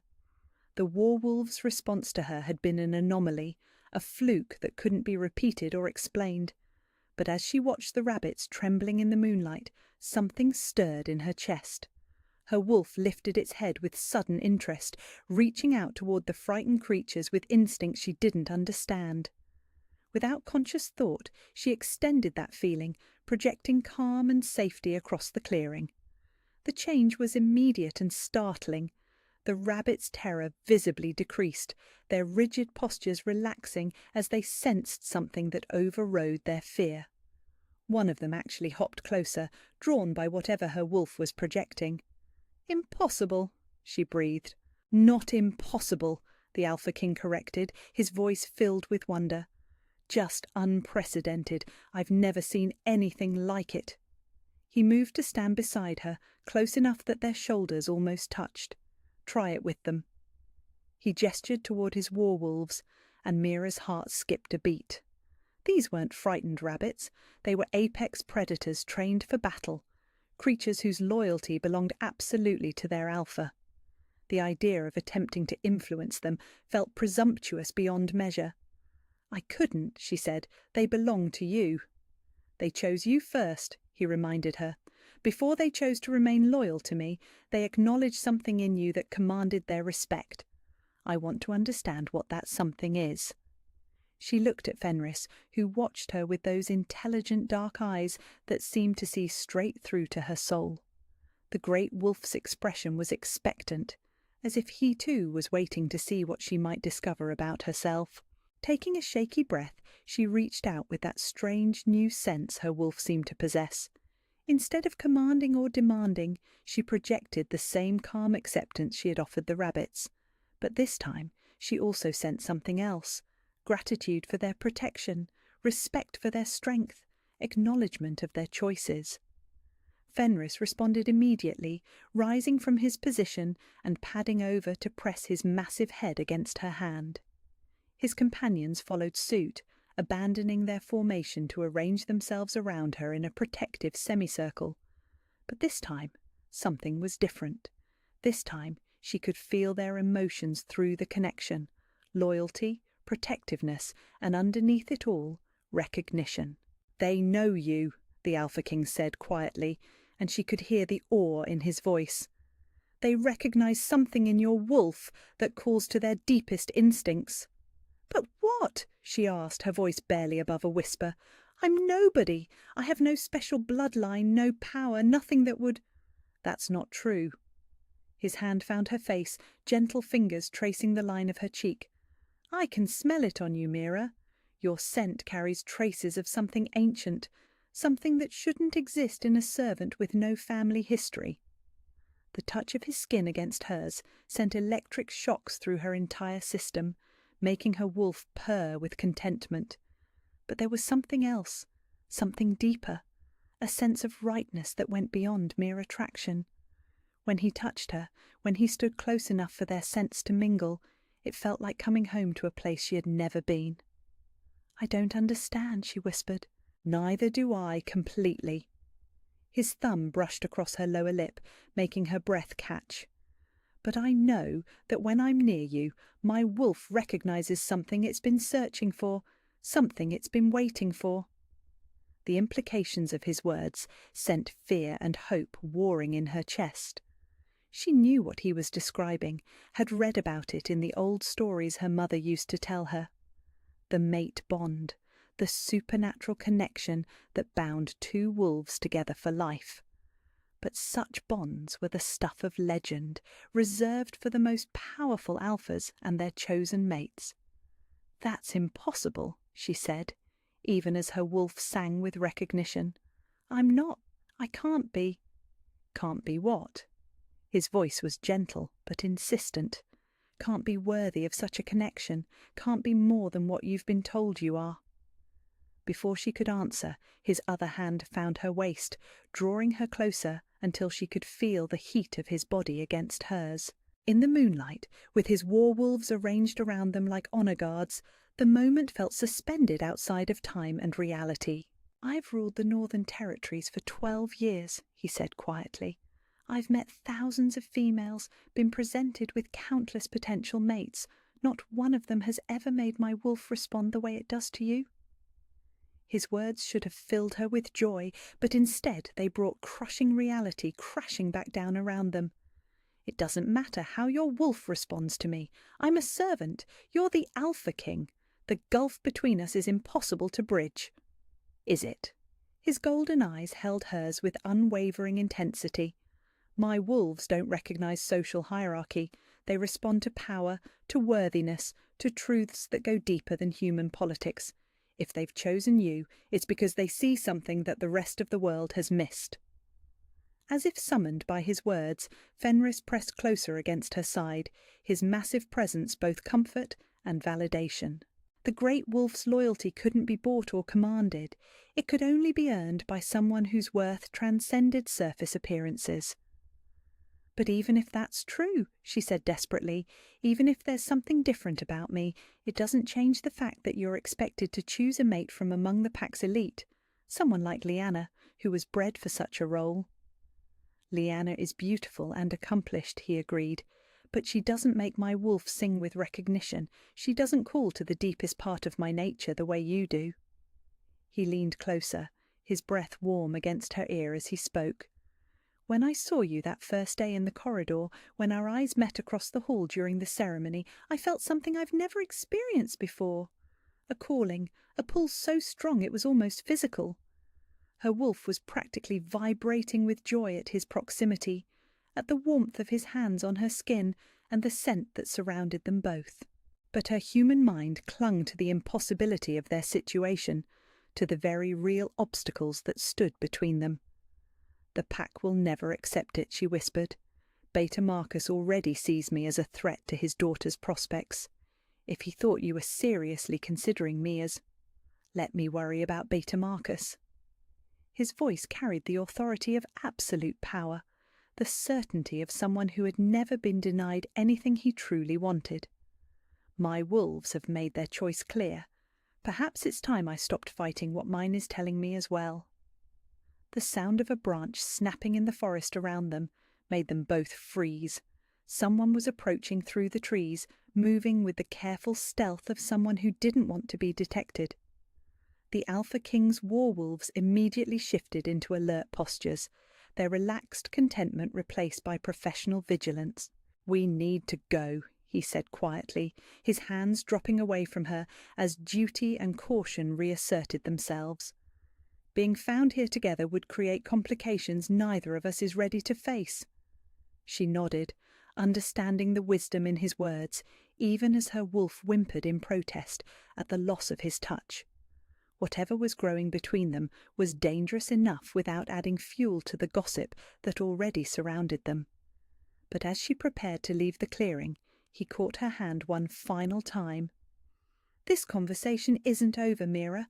Whatever we've discovered here tonight, whatever connection exists between us, it's not something that can be ignored or dismissed." His words were both promise and warning, acknowledgement that they had crossed a line that couldn't be uncrossed. As she made her way back through the forest toward the compound, with her wolf singing with joy and her mind reeling with possibility, she knew that everything had changed once again. The Alpha King's wolves had chosen her, and now she was beginning to understand that their alpha might be prepared to make the same choice. The implications were terrifying and wonderful and completely impossible. But as Fenris had shown her that first day in the Great Hall, sometimes the impossible happened anyway. The old woman appeared like a shadow in the pre-dawn darkness, her weathered face emerging from the gloom of the servants' quarters where Mira lay sleepless on her narrow cot. Elder Vera was ancient even by pack standards, her white hair braided with silver threads and her eyes holding depths that spoke of secrets older than memory. "Child," she whispered, her voice barely audible in the quiet dormitory. "Come with me. There are things you must know before it's too late." Mira rose without question, recognizing the urgency in the old woman's tone. Elder Vera had always been kind to her in small ways, extra portions of bread when the kitchen had leftovers, gentle words when the other servants were particularly cruel. But she had never sought Mira out directly, never shown special interest in her welfare. They made their way through corridors still dark with night, moving like ghosts through a compound that slept unaware of the dangerous knowledge about to be revealed. Elder Vera led her to a small chamber deep in the oldest part of the building, where tapestries depicting ancient wolf legends covered stone walls that had stood for centuries. "Sit," the elder commanded, gesturing to a simple wooden chair. Her tone carried authority that seemed at odds with her position as a minor pack member, but Mira obeyed without question. Elder Vera's gnarled hands shook as she lit a single candle, casting dancing shadows across the tapestries that made the depicted wolves seem alive in the flickering light. When she spoke, her voice carried the weight of long-held secrets finally released. "Your mother didn't die in a hunting accident, child. She was murdered." The words hit Mira like a physical blow, stealing the breath from her lungs. Her mother had died when she was barely 3 years old, too young to remember much beyond vague impressions of warmth and safety. She had been told it was a tragic accident, a young female who had wandered too far from pack territory and encountered rogues. "I don't understand," she whispered. "Elena Moonwhisper was not the weak, powerless female this pack pretends to remember." Elder Vera's eyes burned with intensity as she spoke. She was descended from the ancient Wolf Queen bloodline, daughter of the last true royal family before the great purges scattered the survivors to the winds. Mira's wolf stirred with sudden alertness, lifting its head as if recognizing something important in the elder's words. The sensation was so strong it made her gasp, confirming truths she couldn't consciously grasp. "That's impossible," she said, even as her heart raced with the implications. "If that were true, I would have manifested differently. I would have—" "Your power was deliberately suppressed," Elder Vera interrupted. "Elena knew there were those who would kill to prevent the Wolf Queen bloodline from rising again. She had your abilities bound when you were barely walking, convinced that invisibility was the only way to keep you alive." The revelation explained so much: her wolf's sudden awakening in the Alpha King's presence, the unprecedented response of his war-wolves, the strange abilities she was discovering. If she truly carried royal blood, blood that had been hidden for over 20 years, then everything she thought she knew about herself was a lie. "Who killed her?" The question came out broken, filled with grief for a mother she barely remembered. The same family that has worked for decades to ensure no threat to their power could ever emerge. Elder Vera's voice dropped to barely above a whisper. Beta Marcus and his bloodline were instrumental in the original purges. They hunted down royal families across multiple territories, claiming it was necessary to prevent civil war. Horror washed over Mira as the implications became clear. The man who had tormented her for years, who had convinced her she was worthless and weak, was the same person responsible for murdering her mother. His cruelty hadn't been random, it had been calculated, designed to keep her broken and submissive. "Liana," she breathed, understanding flooding through her. "Carries the blood of royal killers," Elder Vera confirmed. "Her grandfather was the one who personally executed Elena, though they made it look like a rogue attack. The entire family has spent 23 years believing they had eliminated the last of the Wolf Queen line." Mira's hands clenched into fists as rage, unlike anything she had ever experienced, flooded through her system. Her wolf snarled with fury, pressing against the barriers that had contained it for so long with violent intensity. The suppression spells that had hidden her true nature were beginning to crack under the pressure of her awakening emotions. "Why are you telling me this now?" she asked. "Because the Alpha King's recognition of you has changed everything." Elder Vera leaned forward, her ancient eyes blazing with urgency. "His wolves don't just respond to power, they respond to royal blood. Ancient bloodlines call to ancient bloodlines, and his war-wolves have declared you worthy of their alpha's attention." The pieces were falling into place with terrifying clarity. The Alpha King's confusion at his wolves' behaviour, the way her scent seemed familiar to him, the mate bond recognition that had shocked them both. It all made sense if she carried the blood of queens. Beta Marcus knows, Eldavira continued. He may not understand exactly what you are yet, but he recognizes the threat you represent. If the Alpha King were to choose you as his mate, if your true bloodline were revealed, it would expose everything his family has done. He'll try to kill me, Mira said, the certainty of it settling in her bones like ice. He's already trying.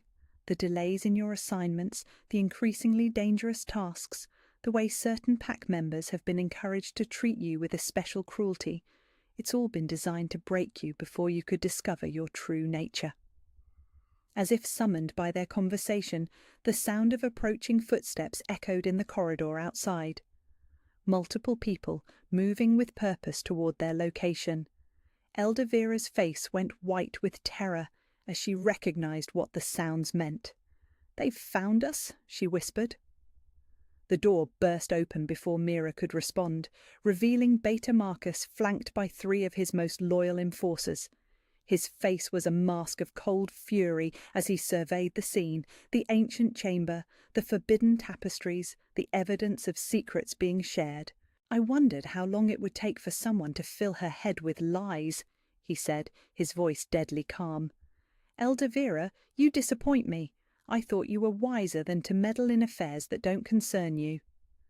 "The truth always concerns those brave enough to speak it," the old woman replied, straightening to her full height despite the danger surrounding her. Beta Marcus smiled, and the expression was more terrifying than any snarl. "The truth? The truth is that this worthless servant has been using potions and trickery to manipulate the Alpha King's wolves. The truth is that certain pack members have been spreading seditious lies to support her deception." He gestured to his enforcers, and they moved to flank Eldavira with practiced efficiency. "Remove her from pack territory, permanently. Let it be known that those who spread lies about bloodlines and birthright will face the consequences of their treason." "You can't," Mira said, finding her voice despite the terror flooding her system. "She's done nothing wrong." "Haven't she?" Beta Marcus turned his attention to her, and she saw murder in his eyes. "Filling a servant's head with delusions of grandeur, encouraging her to believe she's more than the nothing she's always been. I'd call that a grave disservice." Eldavira caught Mira's eyes one last time as the enforcers seized her arms. "Remember who you are, child. Remember that worth cannot be stolen, only hidden. And remember that some secrets are too dangerous to remain buried forever." They dragged her from the chamber, and Mira knew with sick certainty that she would never see the old woman alive again. Eldavira had sacrificed herself to reveal the truth, and now Mira was alone with knowledge that could get her killed, and a Beta who had already proven his willingness to murder to protect his secrets. As for you," Beta Marcus said, his attention returning to her with predatory focus, "this ends now. I don't know what tricks you've been using to influence the Alpha King, but they stop today." "I haven't used any tricks," she said, surprised by the steadiness in her own voice. "His wolves chose me because they recognize something you've spent years trying to hide." The slap came so fast she didn't see it coming, the force of it spinning her head to the side and filling her mouth with the taste of blood. But instead of cowering as she always had, instead of retreating into the familiar shell of submission, her wolf snarled with rage.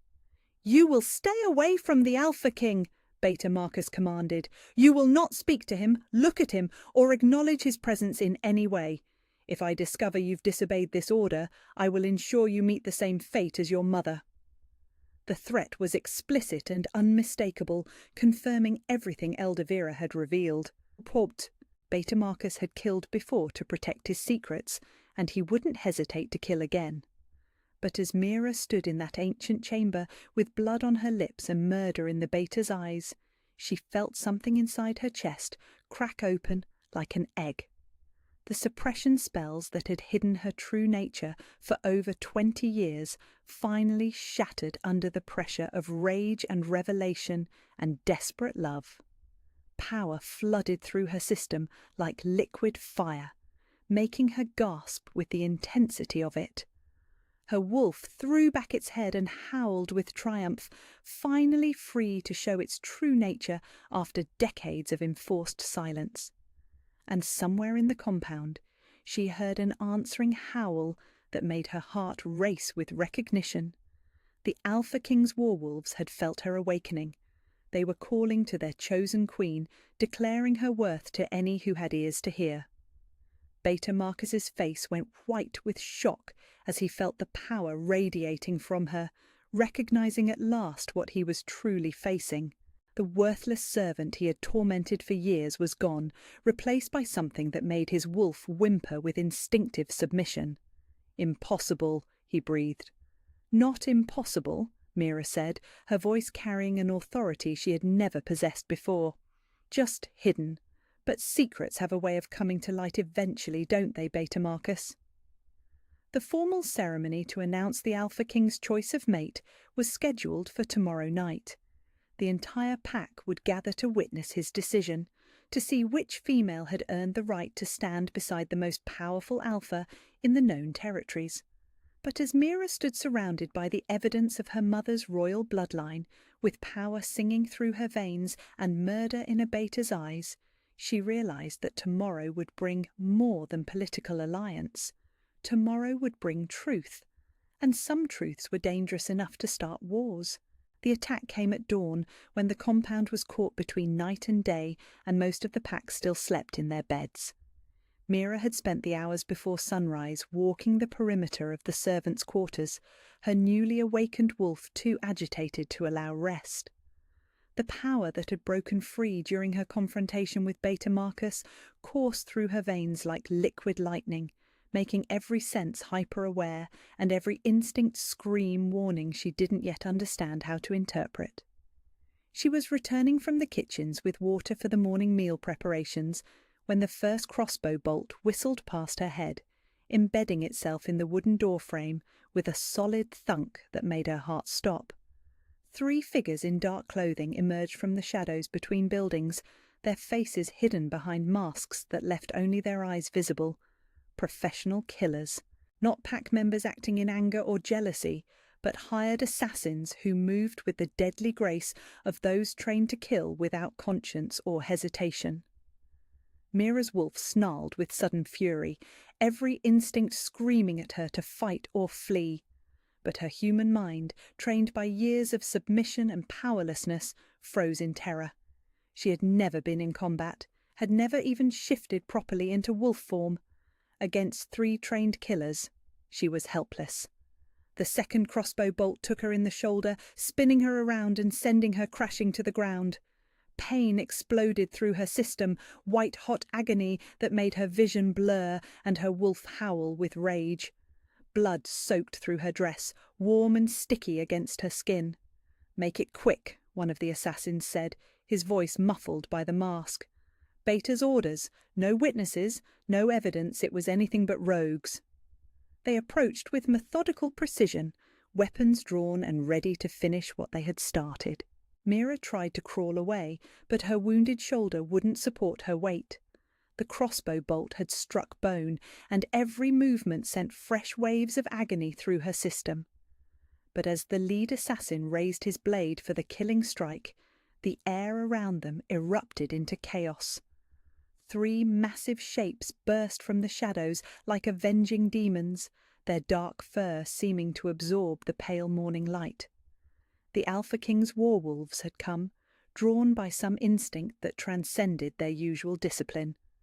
Fenris led the charge, his massive jaws clamping down on the lead assassin's sword arm with bone-crushing force. The man's scream echoed across the compound as Fenris shook him like a rag doll, the weapon flying from his grasp to clatter uselessly on the stone ground. The other 2 wolves flanked their leader, cutting off any escape route while their prey scrambled for weapons that suddenly seemed inadequate against creatures bred for war. But even as the warwolves attacked, Mira felt something else stirring in her chest. The pain from her wound was transforming into something else, power that built like pressure behind a dam, demanding release.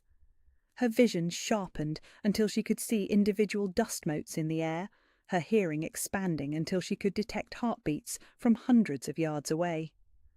The suppression spells that had hidden her true nature for over 20 years were dissolving completely, unable to contain the royal bloodline that Elder Vera had died to reveal. Power flooded through her system in waves, each surge stronger than the last, transforming her from the inside out. "Impossible," one of the remaining assassins breathed, staring at her with eyes wide with terror. "She's changing." Mira could feel it happening, her bones extending, her muscles reshaping themselves, her senses expanding beyond anything she had ever imagined possible.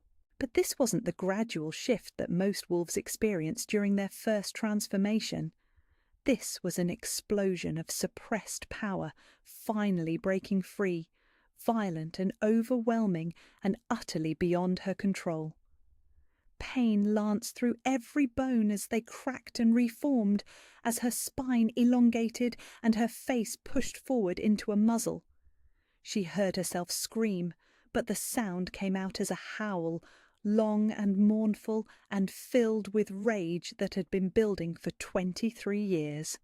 Her wolf emerged not as the weak, insignificant creature she had always believed herself to possess, but as something magnificent and terrible. Silver fur streaked with white covered her expanded frame, and ancient markings glowed along her flanks with ethereal light. She was larger than any normal female wolf, built with the powerful grace of royalty that had been bred for leadership and battle. The Wolf Queen bloodline had finally claimed its heir.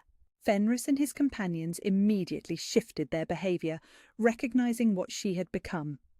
They flanked her protectively, their own massive forms dwarfed by her royal presence. The assassins tried to flee, but her new instincts were faster than conscious thought. She moved with speed that defied physics, crossing the space between them in a heartbeat. Her jaws found the throat of the nearest killer, and she felt his life end between her teeth with savage satisfaction. The taste of blood should have horrified her. Instead, it filled her with fierce joy. The last assassin managed to loose one final crossbow bolt before her claws found his chest, but the weapon harmlessly deflected off her transformed hide. Royal wolves were built to withstand mortal weapons, their supernatural nature providing protection that ordinary wolves could never match. When the violence ended, 3 bodies lay scattered across the courtyard, and the compound had awakened to chaos. Pack members emerged from buildings in various states of dress and alarm, drawn by the sounds of battle and the howls that had echoed off every wall. But it was the Alpha King's arrival that made her newly awakened wolf sing with recognition. He burst around the corner of the main building at a dead run, his golden eyes scanning the scene with the practiced assessment of a seasoned warrior. When his gaze fell on her transformed state, he stopped dead in his tracks, wonder and recognition warring in his expression. "The Wolf Queen bloodline," he breathed, the words carrying across the suddenly silent courtyard. "It's real." Mira tried to shift back to human form, but the transformation was beyond her control. Power continued to surge through her system, making her entire body glow with ethereal light. Ancient markings pulsed along her silver fur, symbols that marked her as descendant of the legendary queens who had once ruled alongside the Alpha Kings of old. The Alpha King approached slowly, his movements careful and respectful.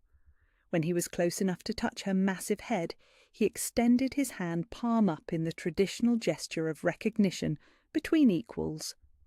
"I see you," he said, his voice carrying the formal weight of ancient ritual. "I acknowledge your bloodline, your power, your right to stand as queen." The words were more than courtesy. They were a declaration that would echo through every territory in the known world. The Alpha King of the Northern Coalition had publicly recognized a wolf queen, acknowledging a bloodline that most believed extinct. Mira felt her wolf respond to the recognition with deep satisfaction, the royal creature preening under the acknowledgement of her true nature. But she also felt the weight of what such recognition meant. There could be no hiding now, no returning to the invisibility that had kept her safe for 23 years.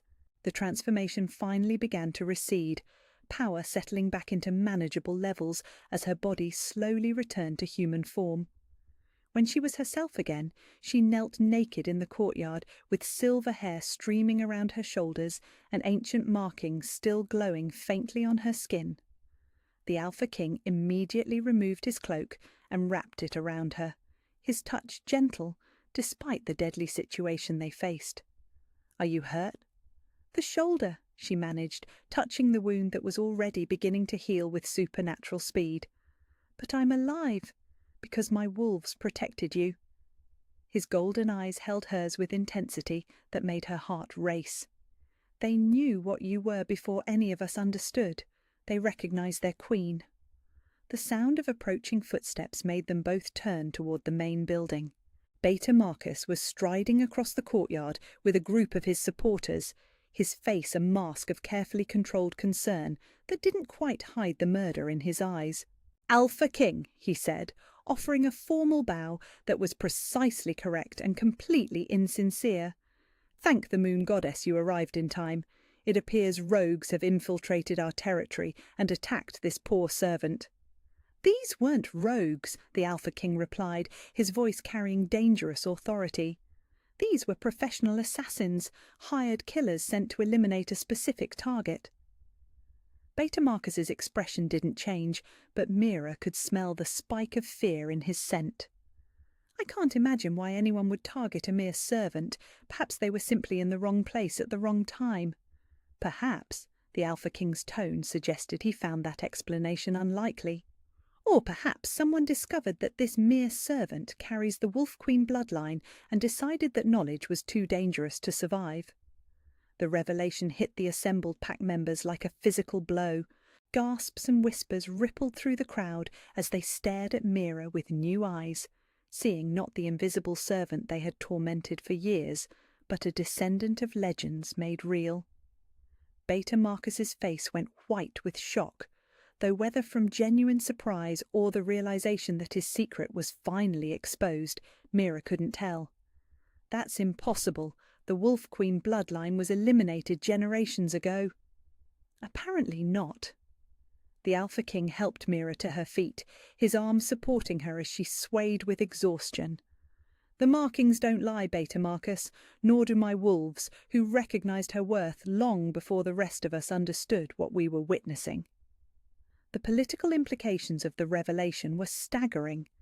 If Mira truly carried royal blood, if she was the last descendant of the legendary Wolf Queens, then everything about the pack's power structure would have to be reconsidered. The formal mating ceremony planned for that evening would take on entirely different meaning. But as Mira stood in the Alpha King's protective embrace, surrounded by the evidence of an assassination attempt and the shocked stares of a pack learning to see her as she truly was, she realized that survival was still far from guaranteed. Beta Marcus might have failed to eliminate her quietly, but desperate men with blood on their hands were capable of desperate measures. The secret he had killed to protect was now exposed, and she represented not just a threat to his power, but proof of his family's crimes. The war for her survival had only just begun. The ancient chamber where Elder Vera had revealed the truth now served a different purpose, its stone walls bearing witness to revelations that would reshape the political landscape of the Northern Territories.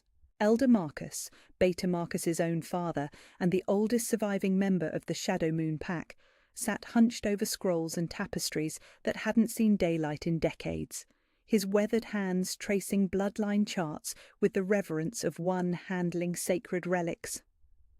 Mira sat across from him, still wrapped in the Alpha King's cloak, her silver hair catching the candlelight in ways that seemed almost supernatural. The ancient markings on her skin had faded to barely visible traces, but their brief appearance had been enough to confirm what the pack's eldest member had suspected for years. "Your mother was Elena Moonwhisper, daughter of Queen Seraphina of the Silver Dawn bloodline," Elder Marcus said, his voice heavy with the weight of long-buried history. "The last true Wolf Queen before the Great Purges scattered the royal families to the winds." The Alpha King stood behind Mira's chair, his presence both protective and possessive. His golden eyes never left the ancient documents as Elder Marcus revealed truths that had been hidden for over 2 decades. The Silver Dawn bloodline was thought extinct, the Alpha King said. Every history tells the same story. The royal families died out during the territorial wars, their power too great to survive in a world that demanded submission to stronger alphas. The histories lie, Elder Marcus replied, his aged eyes burning with intensity. The royal families weren't defeated in battle. They were hunted down systematically, murdered in their beds by those who feared what their bloodlines represented. He gestured to a tapestry that depicted wolves with glowing markings, similar to those that had appeared on Mira's transformed form. The wolf queens were never meant to submit to anyone. Their power was equal to the greatest Alpha Kings, their authority derived from ancient covenants that predated human politics.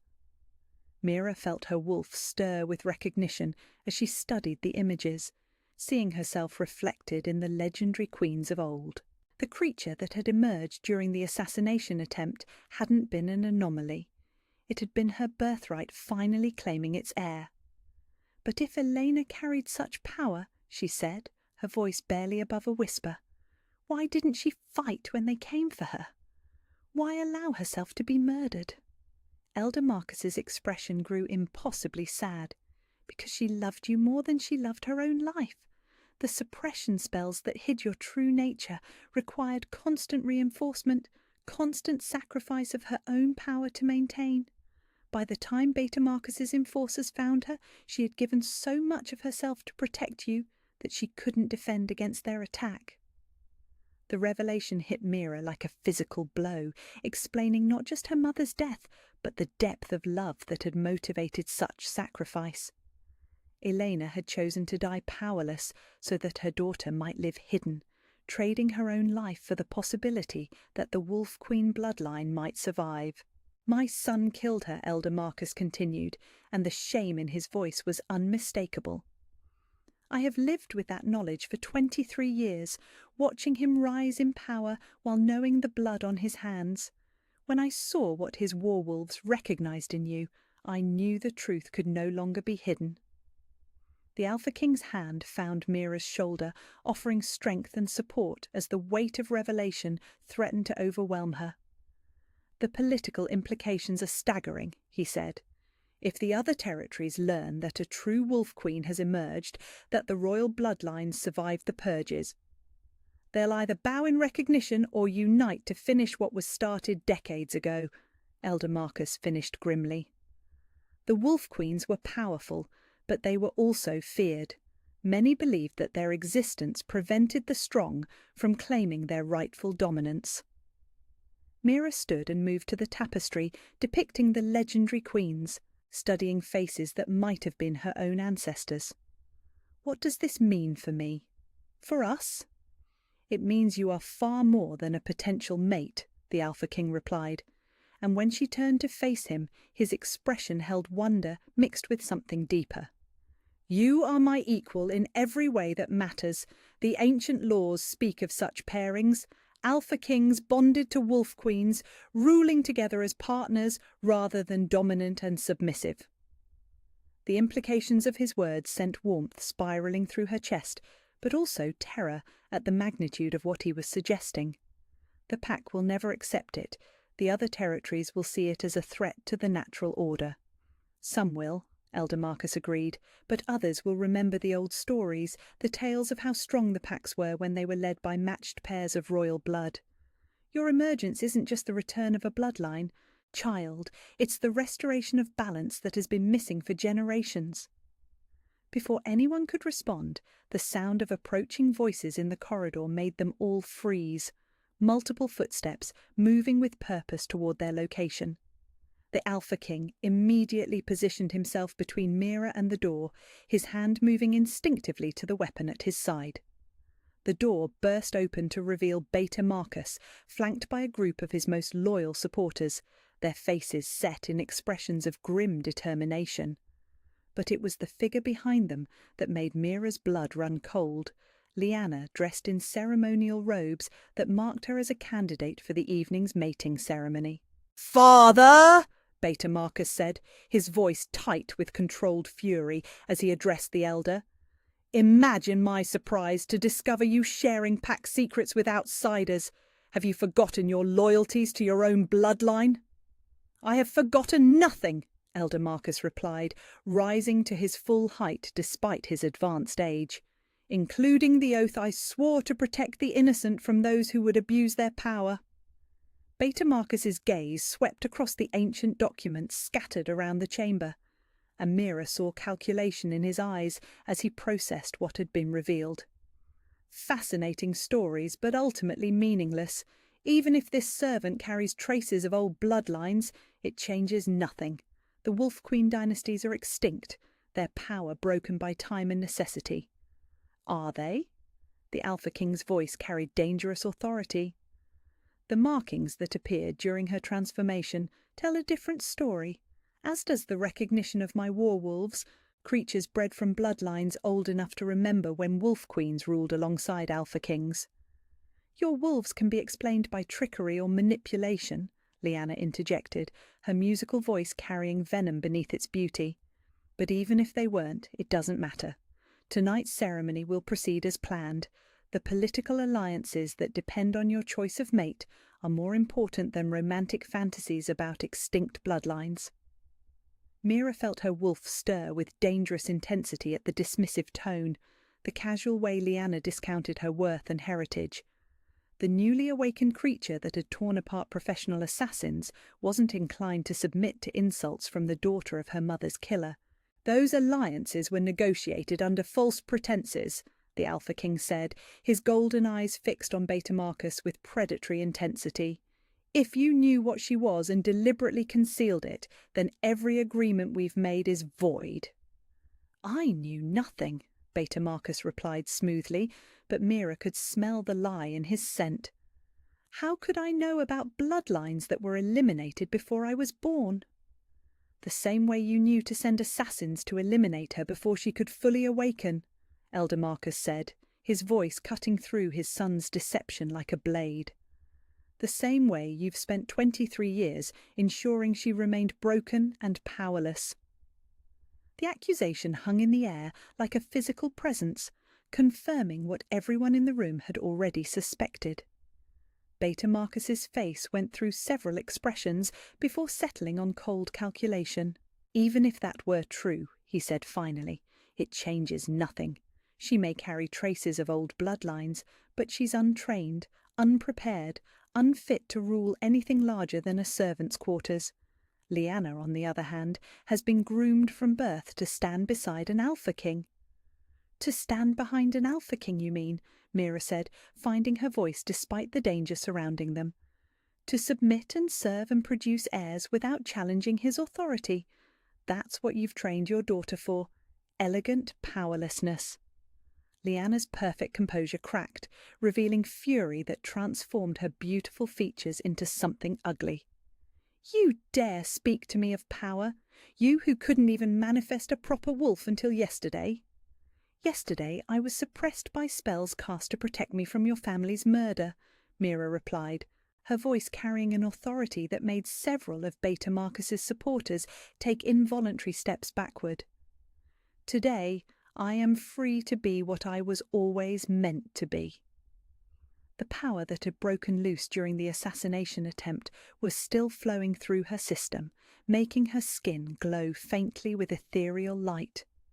Her wolf pressed close to the surface, ready to emerge if threatened, no longer weak or hidden, but fierce with royal strength.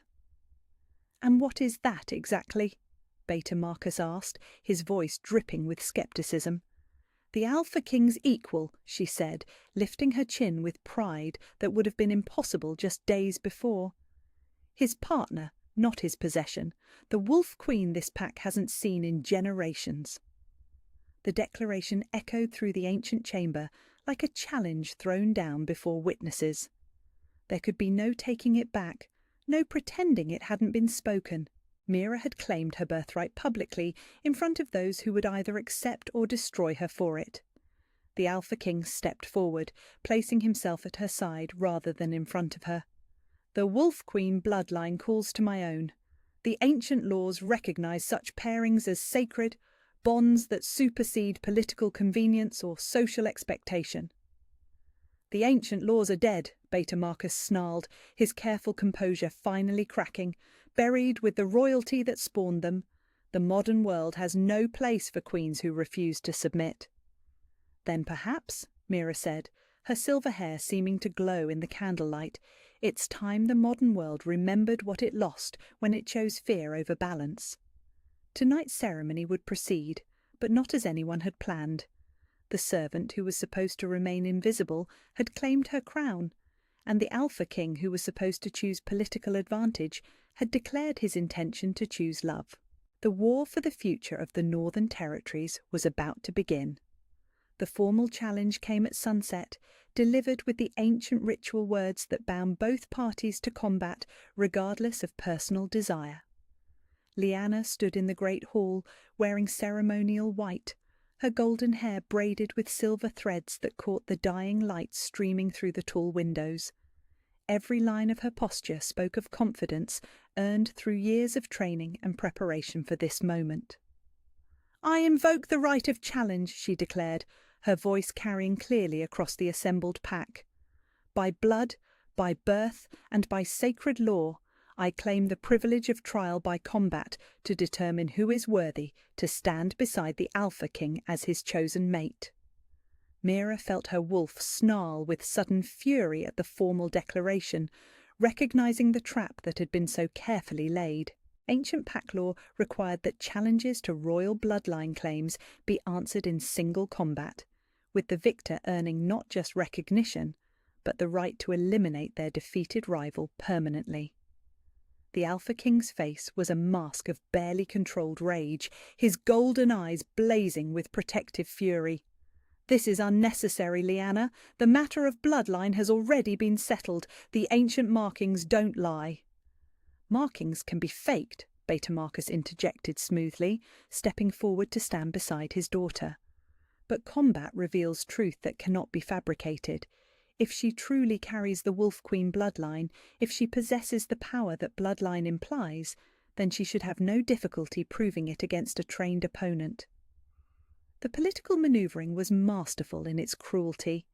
If Mira refused the challenge, it would be seen as acknowledgement that her claims were false, that her transformation had been somehow artificially induced. But if she accepted, she would face a warrior who had been trained from childhood while she had discovered her true nature only yesterday. "The combat laws require acceptance within the hour of sunset," Lyanna continued, her musical voice carrying undertones of vicious satisfaction. "Refusal forfeits all claims to royal status and mate rights. The choice is yours, pretender." The insult was precisely calculated, designed to goad Mira's newly awakened pride into accepting impossible odds. Every pack member present understood the implications. Lyanna was offering her rival the chance to die with honour rather than live with shame. But as Mira stood in the centre of that ancient hall, surrounded by the expectant faces of those who had dismissed her as worthless for 23 years, she felt something else stirring in her chest. Not just the Wolf Queen's pride, but a deeper understanding of what this moment represented. "I accept," she said, her voice carrying an authority that made several pack members take involuntary steps backward. The Alpha King moved toward her, his face etched with concern and desperate love. "Mira, you don't have to do this. There are other ways." "No," she interrupted gently, placing her hand over his heart and feeling the fierce rhythm of his pulse beneath her palm. "There aren't. They'll never accept me without proof, and challenges avoided now will only grow stronger in the shadows." His hand covered hers, and for a moment she felt the full intensity of their mate bond. His love, his fear, his desperate desire to protect her from the violence that was coming. But underneath it all, she also felt his recognition of her strength, his acknowledgement that she was capable of more than anyone had imagined. "The combat will take place at midnight in the ceremonial arena," Beta Marcus announced. "Combat form only. No human weapons, no outside assistance. The winner claims the right to stand beside the Alpha King. The loser forfeits their life. The arena was ancient, carved into living stone generations ago when the pack's founders had first claimed this territory. Torches lined the circular space, casting dancing shadows across the walls, while the entire pack gathered in the tiered seating that surrounded the fighting floor. The Alpha King sat in the place of honour, his war wolves flanking his chair like living statues, but his attention was focused entirely on Mira. She stood at one end of the arena, having traded her servant's dress for simple fighting leathers that wouldn't restrict her movement. Her silver hair was braided back from her face, and the ancient markings were beginning to glow faintly on her exposed skin as her wolf prepared for battle. Lyanna entered from the opposite side, magnificent in her confidence and skill. She had removed her ceremonial robes to reveal the muscled form of a warrior trained from birth, her movements flowing with the deadly grace of someone who had never known defeat. When she shifted into combat form, her golden wolf was everything Mira's had once not been, perfectly proportioned, classically beautiful, radiating the controlled power of noble breeding. But as Mira felt her own transformation begin, she realized that beauty and breeding were not the same as strength. Her shift was violent and overwhelming, power flooding through her system as bones cracked and reformed with supernatural speed. The royal bloodline didn't emerge gently. It exploded into being with the force of generations of suppressed authority finally breaking free. Her wolf was magnificent and terrible, silver fur streaked with white and ancient markings blazing like starlight along her flanks. She was larger than Lyanna by a significant margin, built with the powerful grace of royalty that had been bred not just for leadership, but for the kind of combat that protected entire territories.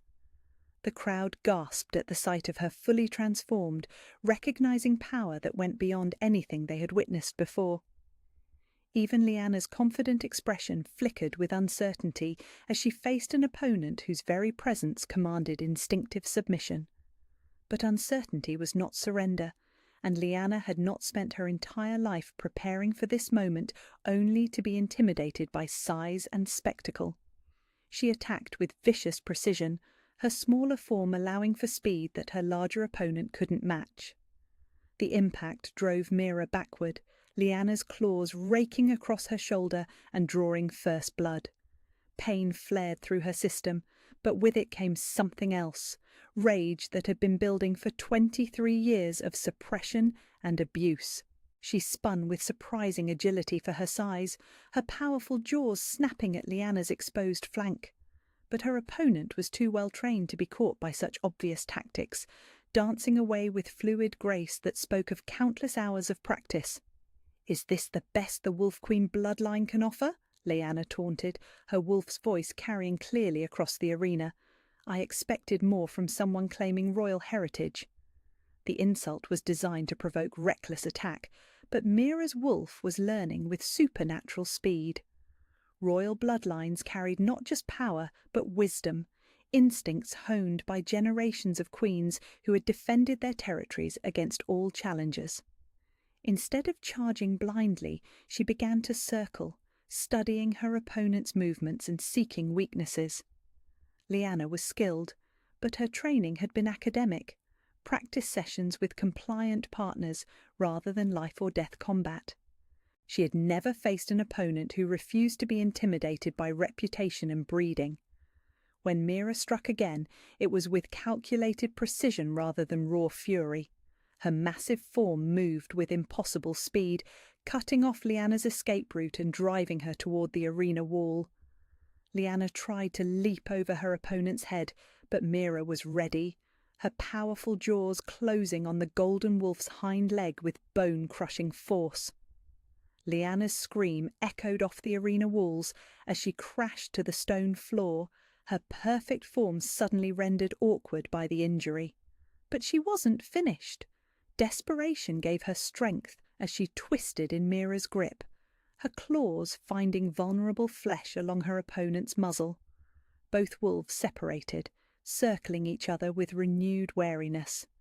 Blood stained the arena floor, but neither had landed a decisive blow. The crowd was silent now, recognizing that they were witnessing something unprecedented.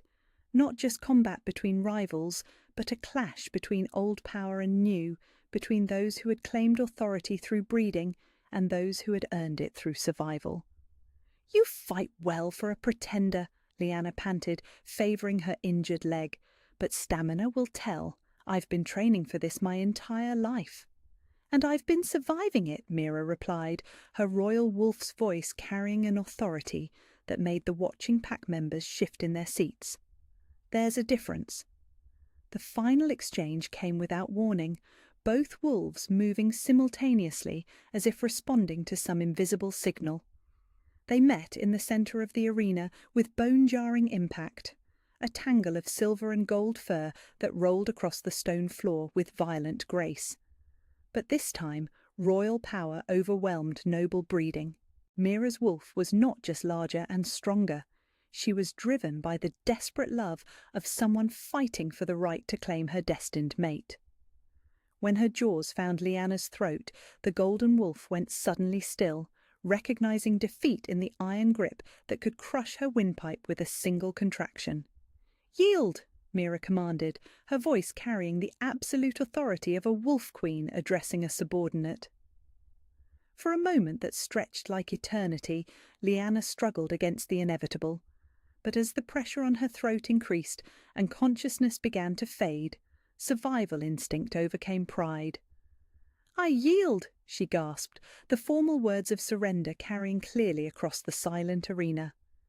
Mira released her hold immediately, stepping back to allow her defeated opponent to regain her feet. The combat was over, the challenge satisfied according to ancient law. She had proven her worthiness in the most fundamental way possible, through strength, skill, and the mercy that marked true royalty. The Alpha King rose from his seat, his golden eyes blazing with pride and fierce love as he looked upon his queen. Around them, the pack slowly began to acknowledge what they had witnessed.